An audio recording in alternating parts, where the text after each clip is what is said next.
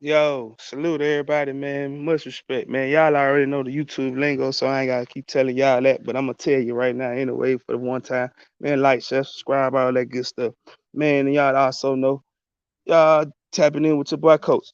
And you also know, man, my saying, every day above the dirt is a blessing, no matter what. Stop all that stressing. Just real talk, man, because it could be worse. Seriously, seriously, seriously. Man, I hope with a salute to everybody, man, that's in the chat. I see you out there, Trick. You already know what it is, brother. Man, salute to everybody that see it right now, man. Tapping in to the ones that see it in the bushes and to the ones all that good stuff. Look, man, I'm hyped right now, man. So I'm a little excited. So y'all kind of salute to you, Keith. I see you out there, so I'm a little excited. So y'all kind of just bear with me just a little bit. But man, first of all, man, I want to start out by shouting out, man, tennis player by the name of Francis Telefo, man. It's a brother, man. He played tennis, and he went to the semi. He made it to the semifinals of the U.S. Open, and he just recently lost today to a 19-year-old kid from Spain, Carlos Alcaraz. Yeah, that's the kid name. I wanted to pronounce it the right way, but anyway, man, the young brother, man, made it to the semifinals, man. Came into the tournament ranked 22nd in the tournament, man, and to make it to the semifinals from the 22nd ranked, being a brother, I'm just saying, bro, that's amazing. So I got to shout him out, man. Salute to him, man. He fought hard. He lost in 5 sets tonight, man. And the young boy is a great tennis player. So the kid that he lost to. So like I said, man, shout out to Francis Talifo, man. I'm talking about, man, dude had you already know he had his little crowd with him. You see what I'm saying? He had his old lady with the lookout thing on with her little expensive weave. You know what I'm saying? He had his old mama sitting there with the old lady, little puff afro kind of going on. You know what I'm saying? He had his little crowd with him. And then what really kind of caught my attention for real, and what really kind of caught everybody's attention, man. I just got to shout out to Bradley Beal also, man, because Bradley Beal was in attendance for one of his matches, and he was there for the whole time. Rooting bro on. I'm talking about hard with it. And then the next match that he came out the next day, shit, he warmed up in Bradley Beal jersey, man. So man, shout out, and that's what really kind of put me on to it. I can't even lie. And then I also got a shout out to goddamn on Serena Williams. If you don't know, man, this was her last tournament officially. So she say, she might come out of one of them old woman tournaments or something. But anyway, she had a very, very, very, very great career. I'm talking about a dominating career, man, ever since a young age.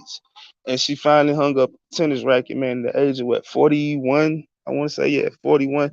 But man, she did everything she can do, man. She rich, she got that big money. So hey, you gotta just be like, hey, it is what it is. So low. But yeah, salute to everybody, man. Salute, Jason. I see you out there. Salute, Sharonda. It's all good. You already know what it is. So yeah, Trig already. But look, man, like I say, man, the tennis, Serena really kind of I ain't gonna lie, put me on tennis a little bit. See what I'm saying? With what she was doing, her and her sister, what they were doing. And for her to do it, all they doing, I'm talking about Grand Slams champion multiple times, both of them. You see what I'm saying? And um, doubles champion many times. So with her career, man, you just gotta salute her. You gotta respect it. She a goat. I'm just being honest with it. She real deal. She a goat. But anyway, man, salute to her, man. Salute to, like I said again, salute to Francis Telefo, man. Young brother, man. He was the 22nd ranked player in this U.S. tournament, man. He made it to the Final Four. He made it to the semifinals, and he lost, man. He had a goddamn one of them, as they say, March Madness, one of them Cinderella runs. See what I'm saying? Bro had his headband on, his wristbands on. He was out there getting it, but man, he lost a tough one tonight. But anyway, I wanted to touch on that. I also wanted to say, man, I wanted to hit a little basketball just real quick, y'all. Just bear with me. Bear with me. And I wanted to say, and I'm a homer on this one, so y'all just got to understand this one. I want to say thank you to my Cleveland Cavaliers for being aggressive. For finally, one time, like, I feel like y'all really trying to do something. Y'all trying to put our basketball team back on the map, man, because it's been hard. Like, seriously, man. I've been a Cavs fan all my life. Fuck, it ain't just by no LeBron. I've been a Cavs fan way before LeBron. I've been a Cavs fan when LeBron was a baby. See, I'm just being honest. So, you know what I'm saying? And hell, we was babies together. So shit, like I say, but anyway, man, and I've been had some hard times as a Cavs fan. And recently, man, building through the draft, and then we just made a big, huge ass trade for the people that don't know, man. We just made a big, huge ass trade for Spider-Man from the Utah Jazz. And with him going in the backcourt with Garland, plus the Twin Towers with Mobley and Allen, man, we got a nice nucleus. Plus, a 3-and-D and Isaac Okoro. We got a good young nucleus. Plus, we got some good young bench players. Plus, we got some veterans. See what I'm saying? And people don't understand one thing, that the Cavs last year, before injuries, no excuses. No excuses. So I'm not gonna throw no excuses out there. But before injuries and all that shit, man, we was what, 4th, 5th seed in the goddamn on East at All-Star break. And then, injuries happen, and shit, them young boys couldn't keep up the pace. Point blank period. But we had Ricky Rubio, and Ricky Rubio was more than just a basketball player for my team, bro. He was actually like a coach and a mentor to the young boy. Well, him and Spider-Man had a good connection going on in Utah, and they bringing that back to Cleveland. And then with him mentoring the young boy, that's gonna be another year, because now he an all-star. He made an all-star team last year. So, gang, guess what? Now we got that on Spider-Man. So, oh yeah, we finna do something. I just hope that Cavs, with injuries, I just hope that injuries don't derail us and we really have a good year. But anyway, man, I just want the panel is open now. You know what I'm saying? For anybody want to come up, and rep your team, whatever, however, y'all know all that shit, you know what I'm saying? But I just want to get this off my chest right quick. Say, you goddamn Longhorn fans. Hey, man, Matthew McConaughey is not finna save y'all. I'm gonna say that shit again. Matthew McConaughey is not finna save you fuckers. Y'all are finna get that ass whooped, boy. We finna put that motherfucking cow that y'all got goddamn down that motherfucker on the grill. We finna grill that motherfucker. Yep, we showed it. Bro, we finna do something bad to y'all. Look, man, honesty, I really hope it be a good game. I really hope. I don't want it to be no blowout. Fuck that shit. I want it to be a good game because I want to break you niggas' hearts and backs at the same time. Like, seriously, bro. Y'all don't understand. That little golden child that y'all got at quarterback that everybody keeps shouting about, Quinn Ewers. Man, that man ain't never seen a defense that's finna come at him like this, bro. Will Anderson and Dallas Turner, man, finna tear off in that boy ass. I'm just being honest, bro. And he going up against a secondary that ain't nothing but 5 stars. And they all got damn experience. It ain't like they just coming out there just fresh, you know what I'm saying, fresh meat, no shit like that. Them people is coming out there real deal. They get it. Say, man, I know both teams had cupcakes last week. So I'm saying, I understand that. And how Texas dismantled their cupcake and how Alabama dismantled their cupcake, they was supposed to do that. See what I'm talking about? They was supposed to put up 50 against them trash ass teams like that. But sometimes it's how you do it. And Texas was very impressive. But y'all got to get Bijan Robinson like really involved against us. Because if Bijan Robinson ain't catching the ball out the backfield, you niggas is in trouble. I'm just being honest. And then y'all offensive line is real young. So I don't see what's up with this talk about the Longhorn. And see, I know you supposed to have that pride. You supposed to have, because I see I had salute to everybody out there in the chat. Y'all already know Dirt. When I see you out there, much love. Man, Jason, you already know. Man, look, say, you supposed to have your pride in your team. Because I represent the Cleveland sorry ass, trash ass, mistake by the lake ass Browns, bro. Like, seriously, I rep them motherfuckers and they sorry. And I can admit it. I don't even give a fuck if we had Deshaun Watson and that, him playing all 11 games. We was going to find a way to fuck up because that's just we the mistake by the lake. Just being honest. See what I'm saying? But don't have a cupcake. Bullshit. Y'all motherfucker got a cupcake. Yes, I do. Y'all got Hawaii. I don't want to talk about that. Y'all got a freshman team. Y'all playing a freshman team. Y'all ain't even playing the JV team today. Might well say today, wherever y'all at, salute. And man, I see you out there. If you in the Eastern time zone, it is Saturday, so I'm saying today for y'all. You know what I'm saying? For us in the Central, you know what I'm saying? We still got just a little more time. But anyway, yeah, so y'all playing some goddamn trash ass cupcakes. I don't give a fuck what you talking about. I'm so sorry. But anyway, man, look, seriously, man, y'all got to get that dude like real deal involved, man. Because if y'all don't get that dude involved, man, from the back, bro, from the backfield, man. I'm talking about like catching it out the backfield. I ain't gonna have no hope. And Xavier, what's his name? Xavier Williams, kid that play wide receiver. Oh yeah, he good. And Stark gonna dial it up. Yes, he is. Stark is a good ass offensive minded head coach, bro. I mean, yeah, coach, and he's a head coach now. But it's the defense that he's gonna have to go against, and see the pressure that this dude ain't never seen. And oof, now I'm finna be honest with y'all. If Texas and that defense, if y'all got dang on brain pressure at Bryce is known to fold. I mean, it was proven last year. He's known to shake, crackle, and rock. You know what I'm saying? He loves to shake and crackle. He ain't popping all the time. I'm just being honest because I'm not. Even though I'm one of the guys that's like this, bro. I love my teams, but I talk shit about my teams too, and I identify my team's weaknesses. I ain't one of them homer ass niggas that just, oh, my team just rock, my team just the best, my team. Nah, I ain't that type of dude. See, if my team is sorry, Cleveland Browns, I'm gonna say that shit. They motherfuckers is sorry. I don't give a fuck. Shit, hey, it is what it is. But Bryce, I respect this game. He a great talent. He would be a first round pick in this coming up draft this year. But it's something about him, man. Salute to you, big pressure, man. You already know what it is.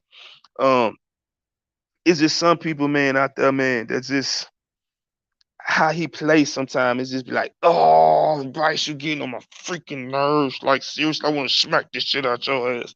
But anyway, man, if Bryce really get that ball out his hands, man, this year more constantly, I think he real deal. I hear you, Jace. I hear you. I think he real deal be more of an effective as quarterback. And he was effective last year. Now, I'm gonna say this. You too, goddamn C Dub. Fuck your little goddamn trash ass damn Auburn Tigers. Y'all got a JV team this weekend, so y'all motherfucker better goddamn put up 40 against them. At least score 40 points. Why you talking about fuck roll tide? At least homeboy, score 40. Score 40, then come talk to me. That's what I'm just do that for me. Do that for me with them trash ass quarterbacks that y'all got. And y'all better start Robert after. Y'all playing with TJ Finley, sorry ass. That motherfucker just a biggest sorry as shit. But no. Y'all want to keep starting that man. And he gonna goddamn put y'all to no promised land. But anyway. Back to goddamn Texas and Alabama. Man, listen, man. If we don't run the fucking ball constantly, bro, y'all got a shot. Oh, that's what I'm talking about, Big Pressure. Hey, that's what I'm talking about. Hey, man, listen, Big Pressure. When Ole Miss play Auburn, I go for Lane. Nigga, I'm fuck Auburn all the way. I hope them bitches goddamn go 2-2 and goddamn 10 this year. Fuck them hoes. I hope they just win them 2 games today. These first 2 games, then after that they don't win nothing else. Fuck them hoes. Anyway, like I say, man, but for real though, seriously, on the real though, y'all got a good chance, man, if y'all put real pressure on Bryce. See what I'm saying? And our receivers, man, we really only got one known good commodity receiver, and that's the young man that transferred in from Georgia. Other than that, man, them other dudes are just suspect. I'm just being honest. They ain't proved me nothing. That was against Utah State what they did. They're supposed to do that shit against Utah State. See what I'm saying? But if we run the ball constantly, what's happening with the G? I see you out there. Much respect. Y'all already know. Shit, hey, look, man, if we run the ball constantly down them damn throat and tire their ass out because they thin. And what I mean, like with football, if you know football knowledge and a nigga say thin, then you will know shit thin. They thin at linebacker. They thin at defensive line. So if we run the ball down they throw with them fucking forward running backs that we got, bro, we should be able to fucking pound the shit out their ass. Now, I'm gonna tell you this. What does scare me is like I said, Stark. Stark is a motherfucker. He's a genius when it comes to dialing up offense and scheming. Ask us Alabama fans. It's just that fucking shit. And everywhere the brother went, and he'd have been an effective play caller. He's been an effective offensive coordinator. See what I'm saying? Now his head coaching stops. It's been a little suspect. You know, he was drunk on one of them, and then you know what I'm saying. This one, hey, we gonna see what's going on. Cause last year was rough and tough. And see, that's one thing I don't understand too. You Texas motherfuckers, y'all ain't won 9 games in forever. Y'all ain't won 10 games in forever. Y'all ain't won 13 games in forever. So why the fuck is y'all got them just so behind mighty? Y'all, goddamn, y'all motherfuckers win the conference championship and then come talk to us. But I'm just saying, them motherfuckers be so high. Y'all motherfucker won what, 5 games last year? But y'all just, we gonna beat Bama. We want Bama. We want Bama. Yeah, motherfuckers, we in Austin already. We there. We there. We there. This is what y'all wanted. I'm just saying.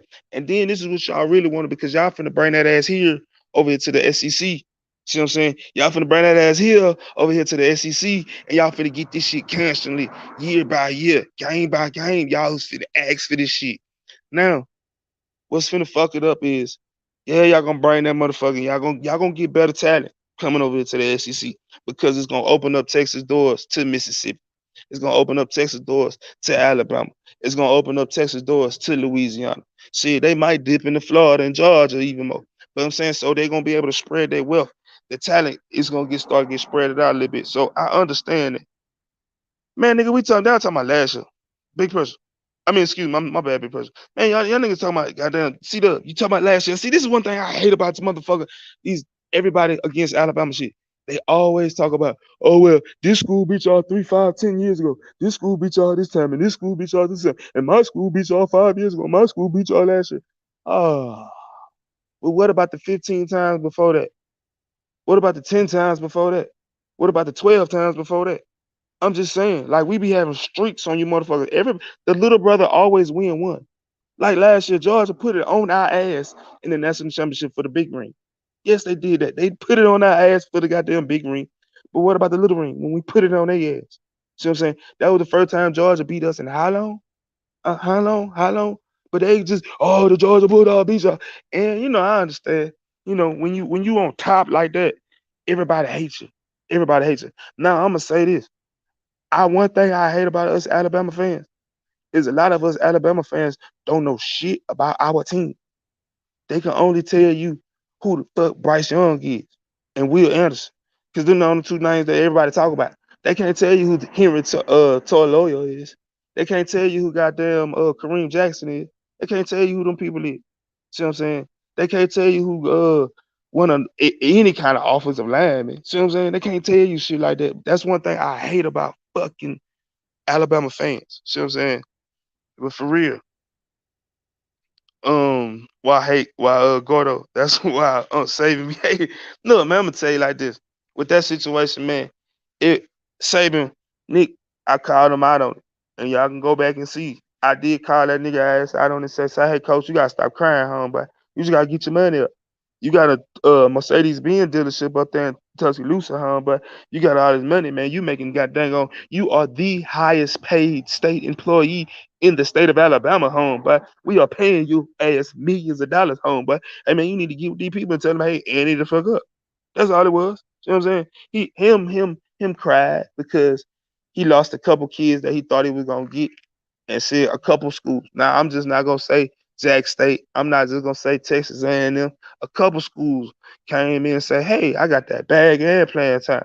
See what I'm saying? So hear him as an old man. Them old men be with that. Don't step on my grass. You know what I'm saying? Or I'm taking my ball home type shit. That's why he had. But see now he gotta understand shit. What's happening with the hoop? What that Cal? What happened, Quincy? Excuse me. Ooh, shit, that gas. Y'all know how that shit is sometimes. But look, take it out, man. So that's what he did. He was old and he didn't know the game yet. But guess what? Now he understand the game. I'm just saying. Salute to everybody in the chat, man. Much respect, man. Y'all already know the YouTube lingo, man. I ain't gotta tell y'all that shit all the time. Hey, man, but seriously, now he know the game. So now he know shit. Hey, man, if I want the quarterback from Louisiana, that's not named Arch Manning, who he is goddamn gonna suspect, but I ain't gonna keep him. That's for another show. That's for my recruiting show. But anyway, I'm gonna go get the kid from Zachary, Louisiana, and I know I'm gonna have to pay him a little bit more. So that's what he know, and that's how he gonna. I want to keep him from Louisiana. So hey, I'm just saying, yeah, big gas in the air. Yes, sir, big gas. Hey, boy, all gas, no brakes. Yeah, you do that at coach. I respect it. But yeah, man, I'm just saying, big pressure. I hold myself to accountability, bro. It is what it is. But like I say, man, he was doing that crime. He didn't have to do that. See what I'm saying? He could have just been like, shit, hey, I wanted Travis Hunter. Travis Hunter was going. And see, this is the crazy thing. Travis Hunter, like, and I'm going to use that kid for example with the kid that signed with Jack State. He was never gonna go to Bama in the first place. He always idolized Dion. He got a special bond and he got something deeper than football with Dion. So he was gonna go to Florida State. See what I'm saying? He was gonna try to follow in Dion's footsteps. But said Dion was like, nah, bro, come on, man, here with me. I get you there too. See what I'm saying? I get you to the league just like how Florida State. And Florida State was they suspect anyway. And we gonna be on TV, homeboy. So come on over here. I got you. Plus we gonna get this money. So Travis Hunter like, okay. See what I'm saying? I got you. Basically, he said, I got your pops. Instead of saying coach, he was like, I got your pops, coach prime, all that good shit, all the above. See what I'm saying? So that's why he went that way. So I salute him and I respect him for that shit. So, and speaking about Jack State, shit, they got a good game this weekend, y'all. Shit, I know I always got to talk about at least one HBCU game this weekend, man, for the weekends. And Jack State and Tennessee State playing this weekend. And for those that don't know, shit, Tennessee State is led by former NFL great, former college Heisman Trophy winner, Eddie George. And they have a decent team. See what I'm saying? They ain't no slouch ass HBCU. They ain't no slouch ass black school. See what I'm saying? I hate how they segregate us and push us to the fucking side.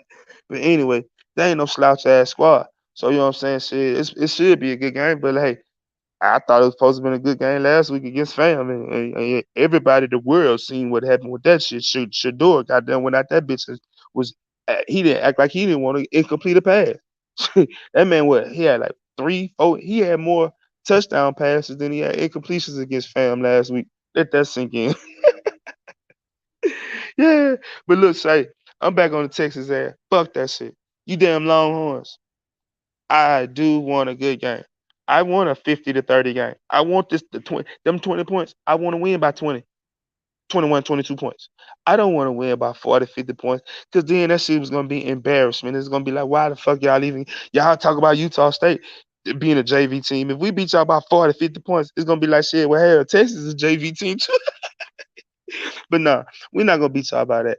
I don't see that. I'm just being honest with it. I don't see that. I see it being like a 42 to 27 type of game, some shit like that. Honestly, see what I'm saying? I do see that because like I say, man, Stark gonna dial it up and he gonna bring some pressure and they're gonna score. And I'm good fuck. I'm not one of them stupid ass Alabama fans that's been out here talking about we're gonna beat them people 60-0, 40-0. Nah, that shit just 30-0. No. Them people is foolish. Stark ass is gonna put it in the box on my dumb ass. Point blank period. Him gonna do that. So it is what it is on that one. It's just will he be able to sustain it? When if can Quinn Ewers be able to sustain it? Can we bottle up? Can they free up Bijan Robinson? Can they get the kid Xavier out there on the wide receiver? Can they get him loose like that? Now if they can do all that, I'm just saying. What's happening with it, bro? I see you out there. I got 4 tickets tomorrow. Me and my family will be there. It's just sad that it might be the last Southern Heritage Cast. Yeah, big pressure, man, because they killing the game off, man. I heard. Hey, and then a little bit pressure. I'm gonna tell you the funniest, one of the craziest things that they in the recruiting cycles. Eddie George got a son. He's a 3-star prospect coming out of high school this year. Said he told his son, "Look here, bro. I love you, son, but I'm gonna tell you like this: your choice is your choice. You can go to whatever school you want to. You don't have to come play for me. You don't have to do all that. But it's just 2 schools to do my little Negro that you is not finna go to, and that is Jack State and that is Michigan. You is not going to neither one of them schools at all. And so, hey, so it's putting a little spin to it. What's happening with it? I see you out there. Yeah, it's putting a little spin to it, man, about the rivalry. Plus, you know what I'm saying, that's Eddie and Dion, man. And then with this, that little beef about how this game is gonna be ending and shit like that. So man, that's kind of so that's one of them games. That's just like here in Alabama, man. Big pressure. That's like one year saying Alabama State can't play in Magic City. Like, what the fuck? What you mean they can't play in Magic City? Like, where they do that at? No. I'm good fuck. If them people gonna play that game, like, you see what I'm saying? So shit. Oh god, here we go with this shit. Oh, fuck these goddamn cowgirls. Oh, these goddamn cowgirls. Whew. And you got old cupcake game tomorrow too. Watch Southern Miss put it on y'all ass and score some points. It ain't gonna be no Bethune Cookman though. And then, the Cowgirls, Cowgirls. Hey, hey, say you Cowgirl fan. Y'all already starting out with these excuses. Dak got dang on got his ankle injured. His ankle injured, but he's gonna play Saturday. I mean Sunday night. He's gonna be ready to go Sunday night. He's gonna tape it up. And then, his cleats was bothering him and all this and all that. Man, fuck Dak punk ass. That nigga, he need to go back on that sleep count, the little commercial that he got with the sleeping goddamn mattresses and shit. Go lay your head down, pretty boy. Go lay your pretty ass down somewhere. Nah, man. I already out there talking about his ankle. And Zeke back there, you know what I'm saying? He came into the league. Look, and this is so crazy, y'all. Zeke came into the league with a good muscle, chiseled up 215 rock, talking about feed me, feed me. Man, his little fat ass now, he got dang on and got fed. And now that motherfucker was like 240. Oh shit! Hey, boy, y'all better goddamn go let Tony Pollard run that rock for y'all. And what the hell wrong with y'all? Hey man, I got a sorry ass team. I'm just be. They did the same thing with the Gateway Classic. It's back now. Hey, say, and I hope they give. Okay, I understand. Give it like a break and bring the hype back, because so many people gonna be talking about that game between Jack State and Tennessee State. They're gonna have to bring that shit back. It is what it is, and it's just too much money. It's too much money involved. And man, my team, man, it's the Browns. My team suck. I can talk trash about my team all day long. Yes, we are the Browns. The same color is boo boo, and that's how we be playing on most Sundays. We be looking like some boo boo out there. We are the mistake by the lake for a reason, bruh. And I'm gonna tell you like this. I'm in my city, bruh. I'm like probably one of the few Cleveland Brown fans around this motherfucker. So, it be hard, bro. I be outnumbered. That's just like right now, bro. Talking about goddamn Texas, goddamn Longhorn. I be outnumbered. Talking about the Dallas Cowboys, I be outnumbered.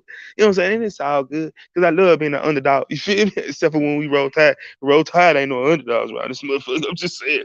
But nah, man, the Browns is fucking trash. Like, seriously, bro. And when I was little, when I'm talking about like a little G, we was decent. When we had Bernie Kosar and Webster Slaughter and all that shit. And then when we went, and one of my favorite players of all time is Eric Metcalf. See what I'm saying? He played for Texas. Hey, so you know what I'm saying? Shit, he was one of the Texas great backs of all time. You know what I'm saying? You know what I'm saying? Arguably, he's, at least in y'all top 15. I say that, but he should be if you're a Texas Longhorn fan. But anyway, you know what I'm saying? I was a big, huge fan coming up all my life. Then Bill Belichick was coaching us for a second. Nick Saban coached us for a second. He was our defensive coordinator for a second. See what I'm saying? And when they left, boy, we went to shit. Boom! I'm talking about like hard. Bow, bow, just all upside our head, getting beat on every fucking Sunday. If we played on Monday, because they never really try to put us on Monday, but if we played on Monday, bow, then we might have a good season here and there, like that one season where we went 10-6, and everybody's like, "Ooh, the Browns, the Browns, the Browns, the Browns." Salute, bro. I see you out there. Ooh, the Browns, the Browns, the Browns. Salute again to everybody that's in the chat, man. Much respect, man. The panel open, man. Y'all want to come up and chop it up? It don't matter, man. Y'all can just laugh at my dumb ass while I just ramble about football and crazy shit. But anyway, like I say, man, yeah, them classes used to be popping back in the Eric Metcalf was caught. Yes, he was, man. When I say he was like what Devin Hester was doing, you know what I'm saying, a couple years ago, you know what I'm saying, some time ago with the returns and Dion, man, he was doing all that shit too. It's just he played for the Browns. And when you play for the Browns, man, it's hard to get looks. See what I'm saying? That's just like shit with the Cavs. If it weren't for when I was little, the Cavs were decent. It's just we couldn't get past Jordan in the playoffs. And then shit, when the 90s hit, the mid 90s hit, we fell off again. And we was trash for a good minute. Then LeBron came. Then we got good. Then LeBron left and we went back to trash. And now we okay. I don't know what the fuck we got there. Here you go. This shit. What's happening with LeBron? I see you already know what it is. And Trent, look, you already know what it is, bro. You already know my respect, bro. But fuck your Longhorns. We putting them motherfucking that cow that y'all like to run out that motherfucker, that big expensive ass cow that y'all like to run out that motherfucker, bro. We gonna put that bitch on a grill and fry that mother. We gonna steak it out. Everybody in Alabama finna eat steaks off y'all motherfucking ass. Come tomorrow night, nigga. We eat steaks. Fuck it. Yeah, you can do that shit all you want to. Yeah, get it off your chest. Come on, come on. But look, I'm gonna tell you like this. After we smash on y'all tomorrow, I don't want y'all to be goddamn talking, making no excuses. I don't want to, your coach, well, we did this, and coach, and we did it. Sugar talking about he gonna block us for talking about the Cowgirls. No, hey, listen, hey, if you say, you can say Cowgirls over here. It is perfectly fine. You can say Cowgirls over here all day long. I know them other people chats, you know what I'm saying? They be sensitive about they little cowgirls. See what I'm saying? They be, you don't call us cowgirls. You don't call it fuck them damn cowgirls. Legit, you already know what happened with it, brother. Say, man, so you know what I'm saying? Over this way, you can call them motherfuckers the cowgirls all day long. Fuck that. Fuck that. Only thing I like about the cowgirls is number 11 and number 7. That's it. And if you don't know who number 11, number 7 is, and you a cowgirl fan, then I don't know what the fuck. You not a cowgirl fan. Yes, it is. It is acceptable language over here. It is sure is. Big dog. Yes. Oh, here go this nigga here. Oh, here we go. Let's go. Yeah. Oh shit. Oh Yeah. shit. Oh shit. Fuck Hey, you, man. Longhorns, nigga. Roll Tide, niggas. Hey, coach. You know you my boy. Look, I'm gonna be honest. All week I have not been liking what Sark been saying. Cause he already know what it is. And nigga Hey, already know what it on is. He Monday, know it. He know hey, it. He know it. on Monday, hey, that nigga said, yeah, this game does not determine the outcome of the season. I said, oh, not already, coach. God damn. God damn, nigga. Don't say that right now, man. Say, look, hey, look, you done played football. And if your coach come out there in public and say, hey, this one game does not define our season, that let you know right there that motherfucker is trembling in his goddamn khakis. Hey, and I ain't even gonna lie. Man, look, dog. And it's weird because, you know, it's like Texas that we always invite niggas, you know what I'm saying, to the crib. You know what I'm saying? Like the time that we thought inviting them boys from LSU to the crib, it wasn't a good idea. Yeah. Now y'all put up a fight. Y'all put up a fight against LSU. Y'all did that. Yeah. And look, bro, seriously, I said it before you came in. I said, bro, I want it to be a good game.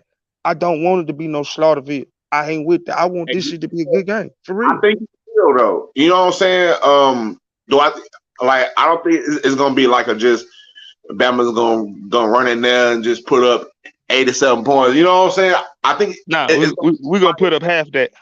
Nah, hell nah. Look, I like the boys, man. I like them down there. I like Quinn. Quinn look good. Quinn look Louisiana Monroe, bro. He threw an interception. Quinn look good. No, look. Not only that, you know what I'm saying? Be for real. No, them stats was inflated like a motherfucker. That man was like what? 16 of 24 for 2 touchdowns. Under 300 yards and the interception against Louisiana Monroe. Bro. His best passes was screens and at the backfield. Everybody got to get on point, coach. You know what I'm saying? You know, Bama, look, in about 20 years, they 30 for 30 on how they was getting all these niggas from all across the universe gonna come out.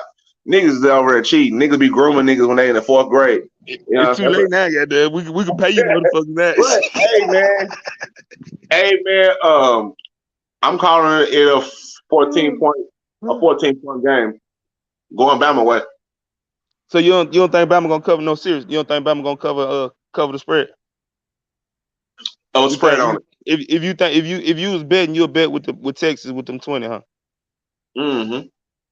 I feel you. I'm just saying, you know what I'm saying? Because at some point, being Texas, man, you gotta drop your nuts. Look, Texas, 713, bro. I'm going live at my own football game. So see, I'm gonna be, and then I still got my recap show that I do at 11 o'clock on Saturday. So shit, oh yeah, I ain't no hiding around this motherfucker, nigga. I'm gonna still be screaming Roll Tide against all you motherfuckers, win, lose, or draw. I don't give a fuck. Go Browns with they sorry ass. Hey, let me ask you this, Coach. All right, you seen the game? Yeah. Ooh, this nigga here. Oh, yo ass finna get timed out. Hey, we seen the game yesterday. So, what do you think about the Bills' defense, man? Ooh, hey man. I told the motherfuckers, I was trying to tell somebody, Von Miller, Texas Yeah, A&M, I know, Texas A&M, I know, Texas, I know. Salute, I know, man, you already know what it is, bro. Hey, man, yeah. check this Yeah. out, bro. Hold That on, man. man being on that defense helps Hey, free up the rest of the line. mm-hmm. Hey, It cause it's the gonna help boys that other Texas boy too. That boy from Houston, Ed Ed Oliver. Oliver, yeah, Yeah, it's Eddie. gonna help him out so much, bro. Hey, and the other dude was getting off from Bama, Ashawn Robinson. Hey, son, man. He Yeah, was see, getting it's off. gonna help. It's Hey, gonna and help all of them. I didn't know. I mean, I knew about him, but I didn't know he was like that. They had that big ass nigga standing up over the guard. They had Man, that nigga doing tackle and twist, and he came yes. around there one time. He got that. I said, "Oh my god, But you know that is what he played so at Bama? He played D cool." tackle at Bama. They just Huh? moved him he played D tackle at Bama. Yeah, And yeah, they be moving him around when he gets to now he gets to the league. He be playing the goddamn D end sometime too. Said they got yeah. a good eye defense, bro. And then see, I'm gonna tell you that actually that pass rush helps they secondary because you know that secondary was really even though they got a good ass corner, They they got two secondary was the dog weakest. ass You see what I'm saying? and So it helped them. Davis not even there yet. But look, I'm gonna tell you like this though. Now, I got a question because I got this is a question I'm gonna ask you before I finish. Man, you Go know, ahead. Allen goddamn had 350 total yards and 4 total touchdowns. Yeah, Is this the start of an MVP year? That's one question. most definitely. Look, he picking up where he left off. You know what I'm saying? Last year in the playoffs, um, he turned that shit up a whole lot. Like he really lived it up. And then at the same time, I've always liked him. You know what I'm saying? Because I mean, don't get me wrong, he plays a little dangerous, but he's a big boy. You Right. know what I'm saying? And the fact that the coach is kind of letting him play, I'm pretty sure he's like, hey, I know you know what I'm saying, you're getting your shit off first game of the season. We got 16 more games to go. You know what I'm saying? But still though, at the same time, people forget because he is a prolific passer, people forget when he get out in the open field, he can put his boogie down. Right.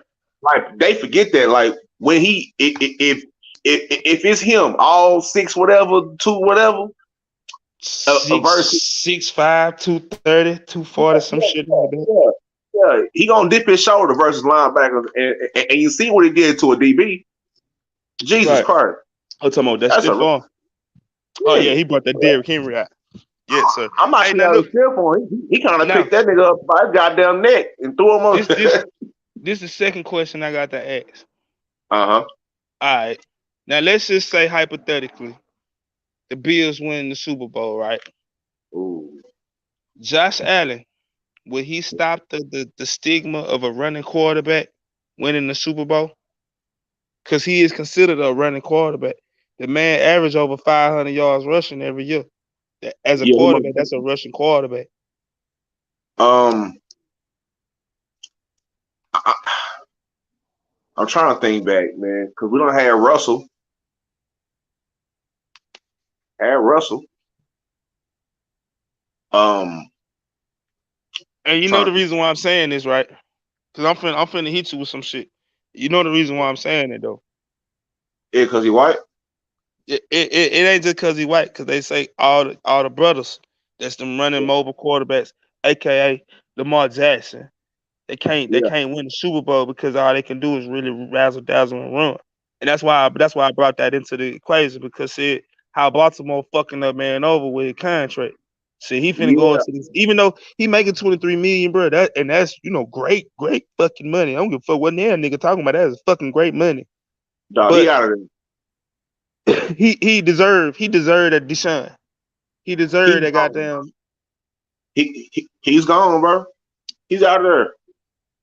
But He's see, out of this the there. thing though. This the kicker though. This the kicker. Mm-hmm. He can pull a Kirk Cousins on their weak ass. and get Yeah. franchised next year. And if he get franchised, they got to pay that motherfucker basically them 40. They got to pay him basically top 3, top 5 quarterback, right? Then turn Uh, around the yeah. next year he can get franchised again. Boom. So let's just say, and let's just say this hypothetically, them 3 years, that's 100 million guaranteed, right? Then he can turn around and sign for 300 and fuck Ooh, around. And now he done got $400 million off the motherfucking NFL. You easy, feel? easy. Yeah, yeah. So I'm I saying don't if like he the play way if he do what he if he do what he if he do if he because he's negotiating his own shit. Now just think about it. I'm saying this, and I'm a nigga that ain't got nothing to do with finances, and especially on the NFL level. And if I can figure that shit out, just imagine what he thinking about himself. You feel me? yeah, yeah, most That's definitely. all I'm saying. That's I all mean, I'm I saying. guess, But fuck you, Longhorns. hey man, fuck them Yeah, we goddamn finna roll the fuck out y'all Alabama nigga. elephants. We finna roll the fuck Alabama out y'all nigga. elephants. Feeling my They slipper ass too, big kicked. pressure. Look, man, I think I hope it's gonna be a Facts, great man. game because this is virtually an SEC matchup. You Yeah, know what I'm true, saying? true. So I'm I'm expecting, you know, them coming now. Welcome to the SEC show.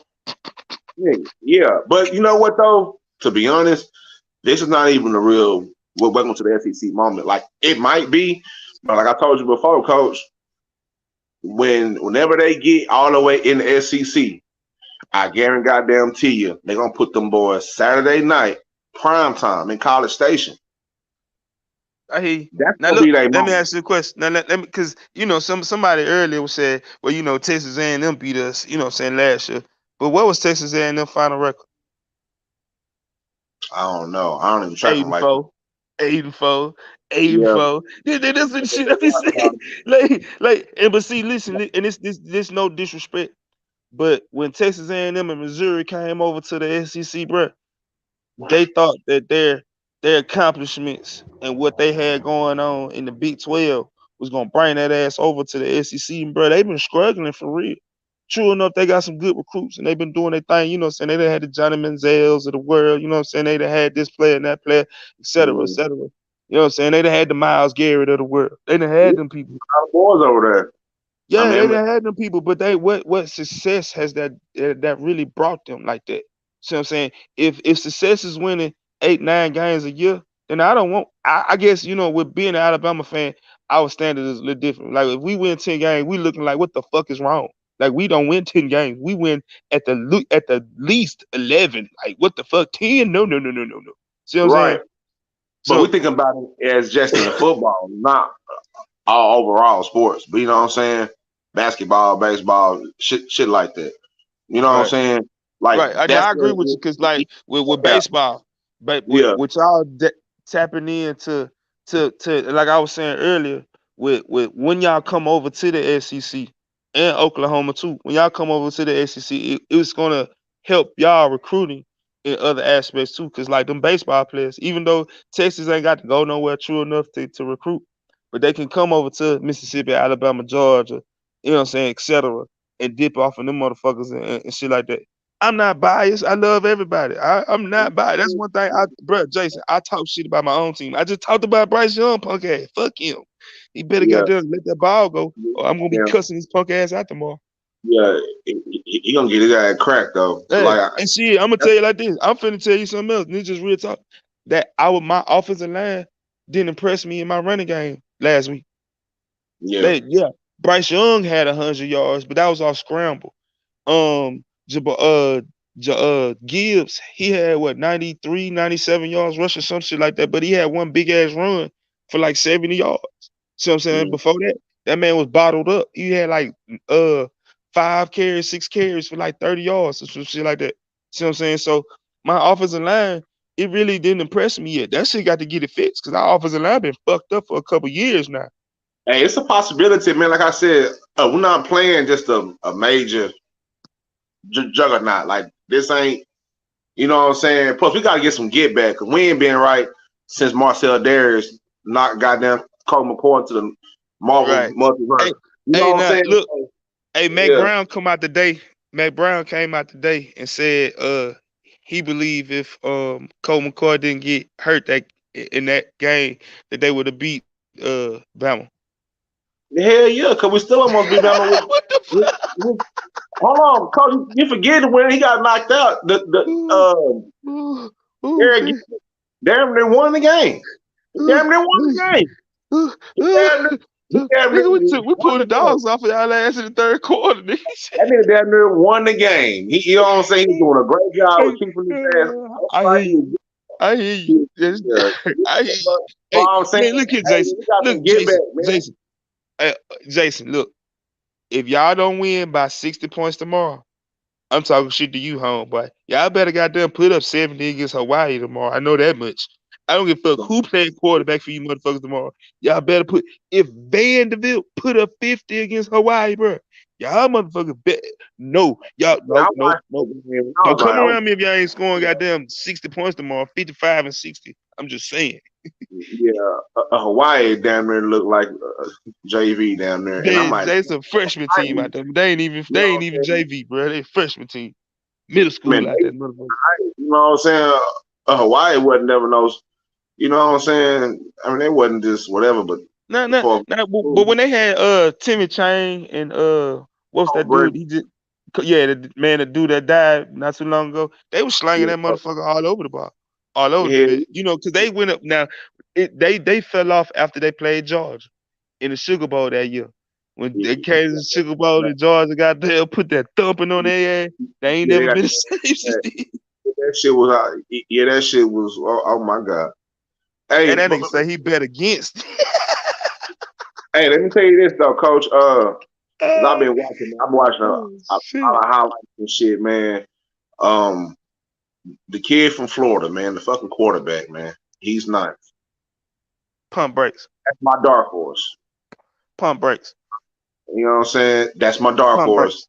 You know what Pump I'm brakes. saying? Pump brakes. He's Pump brakes. nice. He He's nice. He nice, but pump break. That's pump breaks. That's a Florida little bit. ain't had nobody- Look, Florida ain't had a quarterback that like exciting in a long time. I He still is. pumping brakes on him. I'm talking I'm about he. I'm gonna tell you like this. All right, this is real talk. Now, if he light up Kentucky defense, I'm talking about like over 200 yards passing because he ain't even had. I'm just some stats. He played a great game and he did what he was supposed to do. Don't get me wrong, but this That's Utah, Heisman, man. They ain't no but this slouch either. Like half their yeah, team, well, he not half their team, but a third from their team is from Texas. They have now a look they have a deep if pipeline in Texas. They got a lot of good players, a lot of good, great players in there. now if he light up Florida, I mean excuse me, if the Richardson kid light up Kentucky like that and they put up 35 easy on them, then Because you know, yeah, we might as well get and he a and if they at least go and if he perform, if he beat Georgia, he might fuck that, around and win the Heisman. I mean, If he had that type of year and beat Georgia and perform against Georgia like that, then yeah. if Yeah, they hell beat, yeah. but Georgia looking boy, say that boy looking good out there, man. Man, they had man, look, That boy looking I'm good out there. So they looked great, but still. them boys them boys looking disciplined. You know what I'm saying? Everybody look crisp. Man, that's Oregon. Everybody, I, oh my god! Oregon came into the year overrated, and see, I'm gonna tell you why. But they And always this do that is to the niggas though. yeah, and They this is no because Georgia did their thing. Georgia beat the fuck. When every time if you get the ball 7 times and you score a touchdown every time, you did your. I don't give a fuck who you playing against. You did your yeah, shit. But look, this one thing I just wanna. I ain't gonna say pump brakes, but just ease off Stetson Bennett. Not Georgia, not the team, but the quarterback because bro, they lost so much off that team completely to the NFL and to yeah, transfers. Plus, bro, that's Bo Nix as they starting quarterback, and that motherfucker was he's been. We've been watching that. I've been watching that trash motherfucker for the last 6 years. When he was in high school and they was hyping that motherfucker up when he playing for his daddy in Penson Valley, and they was hyping him up. Oh, Bo Nix, Bo Nix. I'm like, oh man, it's his daddy. It's his daddy. Then when he got to Auburn, it was his. he never impressed me. I'm like, no, stop. This is what's holding y'all back. Then he went out to Oregon. It's the same shit, and he nuts up against Georgia. See what I'm saying? Yeah, I Yeah, never he thought is he was fast, that good. Jay. I never thought he just was a world beater. Like you said, they hyped him up a lot. You know, you Right. got all these little quarterbacks, man. They hype, you know what I'm saying? They be hyping them up so much that, you know what I'm saying, they get on a little TV show, little QB1 show, have them follow them around school. Now, you know what I'm saying? They get hyped up so much to the point where when they get out and play, you know what I'm saying? Like, that's what I don't hope happens to Quinn, because I think Quinn has had enough time sitting on his ass. He done got $4-5 million deals, and he ain't did shit yet. Hmm. So, you know what I'm saying? Hey I'm man, hoping. he ain't never had the pressure that's finna come to him. That's one thing. People, if all right, you play defense, right? Yeah, yeah. Okay. So look, just imagine you got a quarterback standing in front of you, ain't never seen that pressure before. Never in his life. See what I'm saying? He ain't never seen that type of defensive ends coming off that rush in, and you ain't got nothing but 2 seconds to let that ball go. If that. He ain't never seen that shit before in his life, bro. Like, just being honest. Never. Not even high school. He didn't play in Ohio State. He was a number just a practice player. See what I'm saying? And Yeah, last Coach week, B probably got a taste of that with scout team. uh, but then look, last week he played Louisiana Monroe. That wasn't shit. He ain't never faced this type of scheme in his life. I'm just being honest.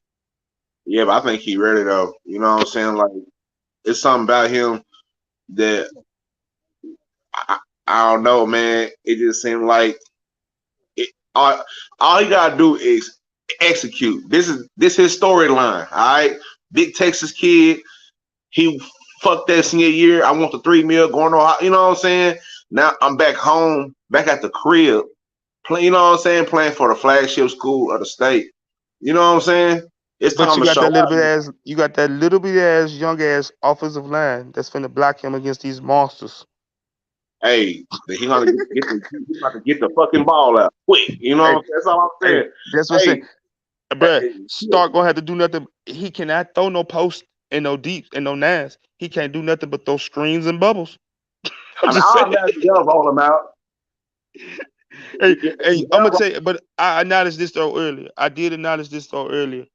Mm-hmm. If they let Bijan Robinson get loose and pull his Reggie Bushes and pull them Mm-hmm. feet out, oh, we might have a long night. I'm just being honest.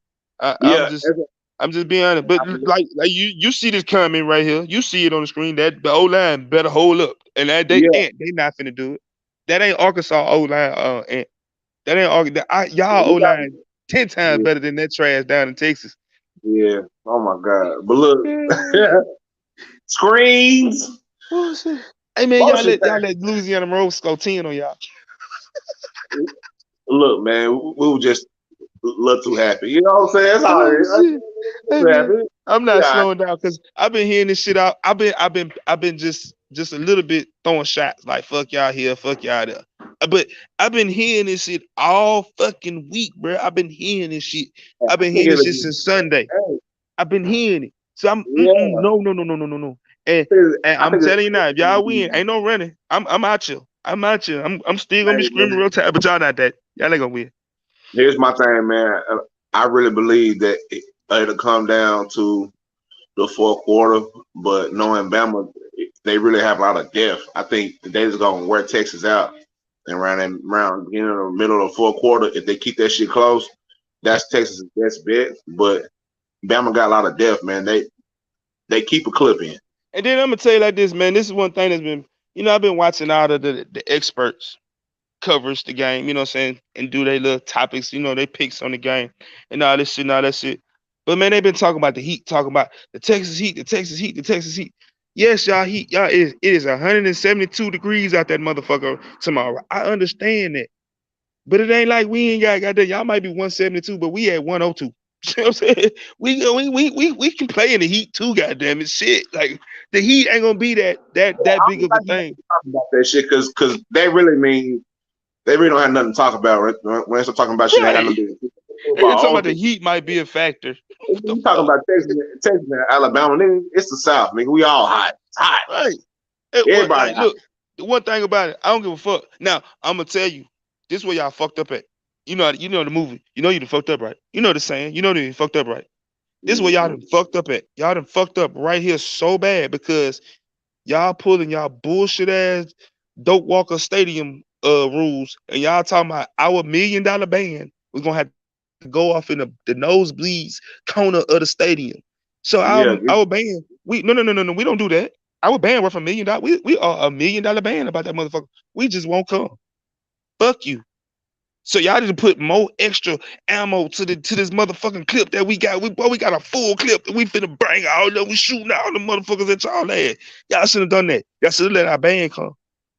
look, man, this shit different, coach. Salute. I see you out there. Salute. Much respect. Thanks you for tapping in. Say, We get y'all down should have there. let our band come. Y'all gonna pull that shit. Matthew McConaughey is not finna help you.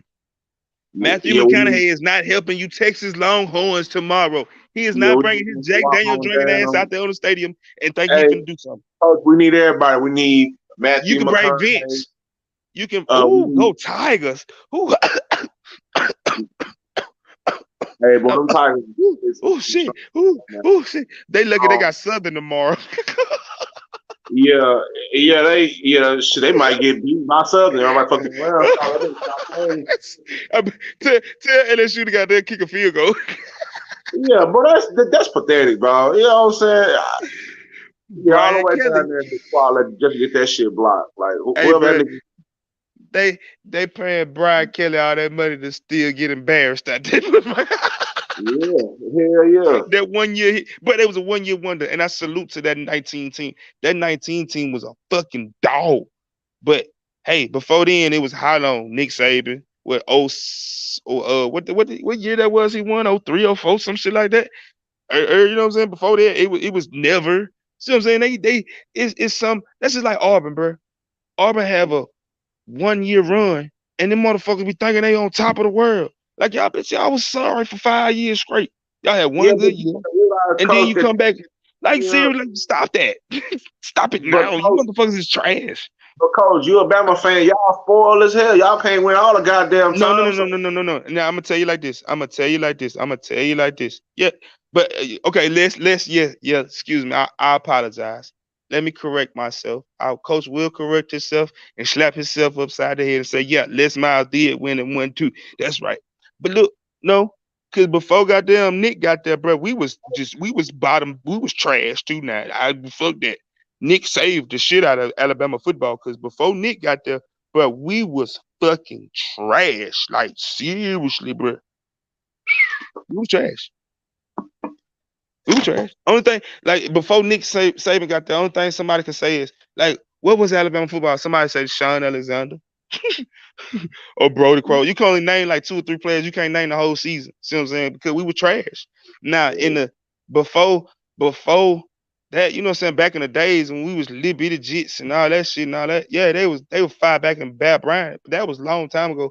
But after Bear had left, then we had Gene Stallings, and Gene Stallings had did good. But after Gene left, we was trash, like seriously. And then you know what I'm saying. Then Nick came, and now we back on top. And I'm gonna tell you like this: after Nick leave, bro, we might fall off for a little while if we don't get the right coach. Because if you look at all the other programs, the historical great programs in all college sports. I say that much. If you look at even basketball, see what I'm saying? When that coach that's been there for a long time and has won multiple championships and things like that and has been real successful in putting players to the league, when somebody come behind them, they don't it's, never it be hard and it take a long time for that program to get it look at Texas, perfect example. right. Perfect example. It's Texas. Now, only a few teams can do it. Oklahoma has done it successfully. You know what I'm saying? But Damn, that look nigga at say Texas like that nigga say like the like whole state. you know what I'm saying? Look, man, Damn. and I told him, look, and I was telling this shit to my partners, Ooh, right? Is I ooh, was like, a few years shit. ago, if they left Charlie Strong the fuck alone, Texas would be ready for this game. Hey, that nigga said Nick say the whole goddamn state. Damn. Shit. Yeah, he Yeah, he definitely did. Yeah, Oh shit! That nigga saved the whole motherfucking 4 million of my ass. yeah. That nigga saved everybody, man. That nigga saved Hey, everybody. shit! Before that motherfucker, they couldn't say Alabama. Nigga say Alabama, huh? What? Who? What? Y'all play for what? Huh? What y'all do down that motherfucker? Shit. Yeah, I can't say Nick put the whole state on them back on the map for all things. Before Nick, we didn't. We barely had rappers. We barely had anything. You know what I'm saying? Nigga be like, damn, you from Alabama? Like, huh? Nigga wasn't even proud to say they were from Alabama. Nick came down that That's the motherfucker. only Now reason everybody why. jumping for joy. Yeah, man. Y'all don't have niggas from Hawaii. Why would they come from paradise in Hawaii to Alabama? Hey, man, shit, look Why here, would man. why somebody Nick, coming from Nick, California to look, go? bro. Nick got a private jet and a private helicopter to go get your ass. Yeah, nigga going up, nigga teleporting up there to get your Hey, ass. look, and then when he land, if he ain't landing at your high school on that helicopter, he pulling up in a Mercedes Benz saying, "Hey, son, you want this? You want this car? I can get you one. Hey, but the Hey, one mama, thing, you want you a house? I can get you one."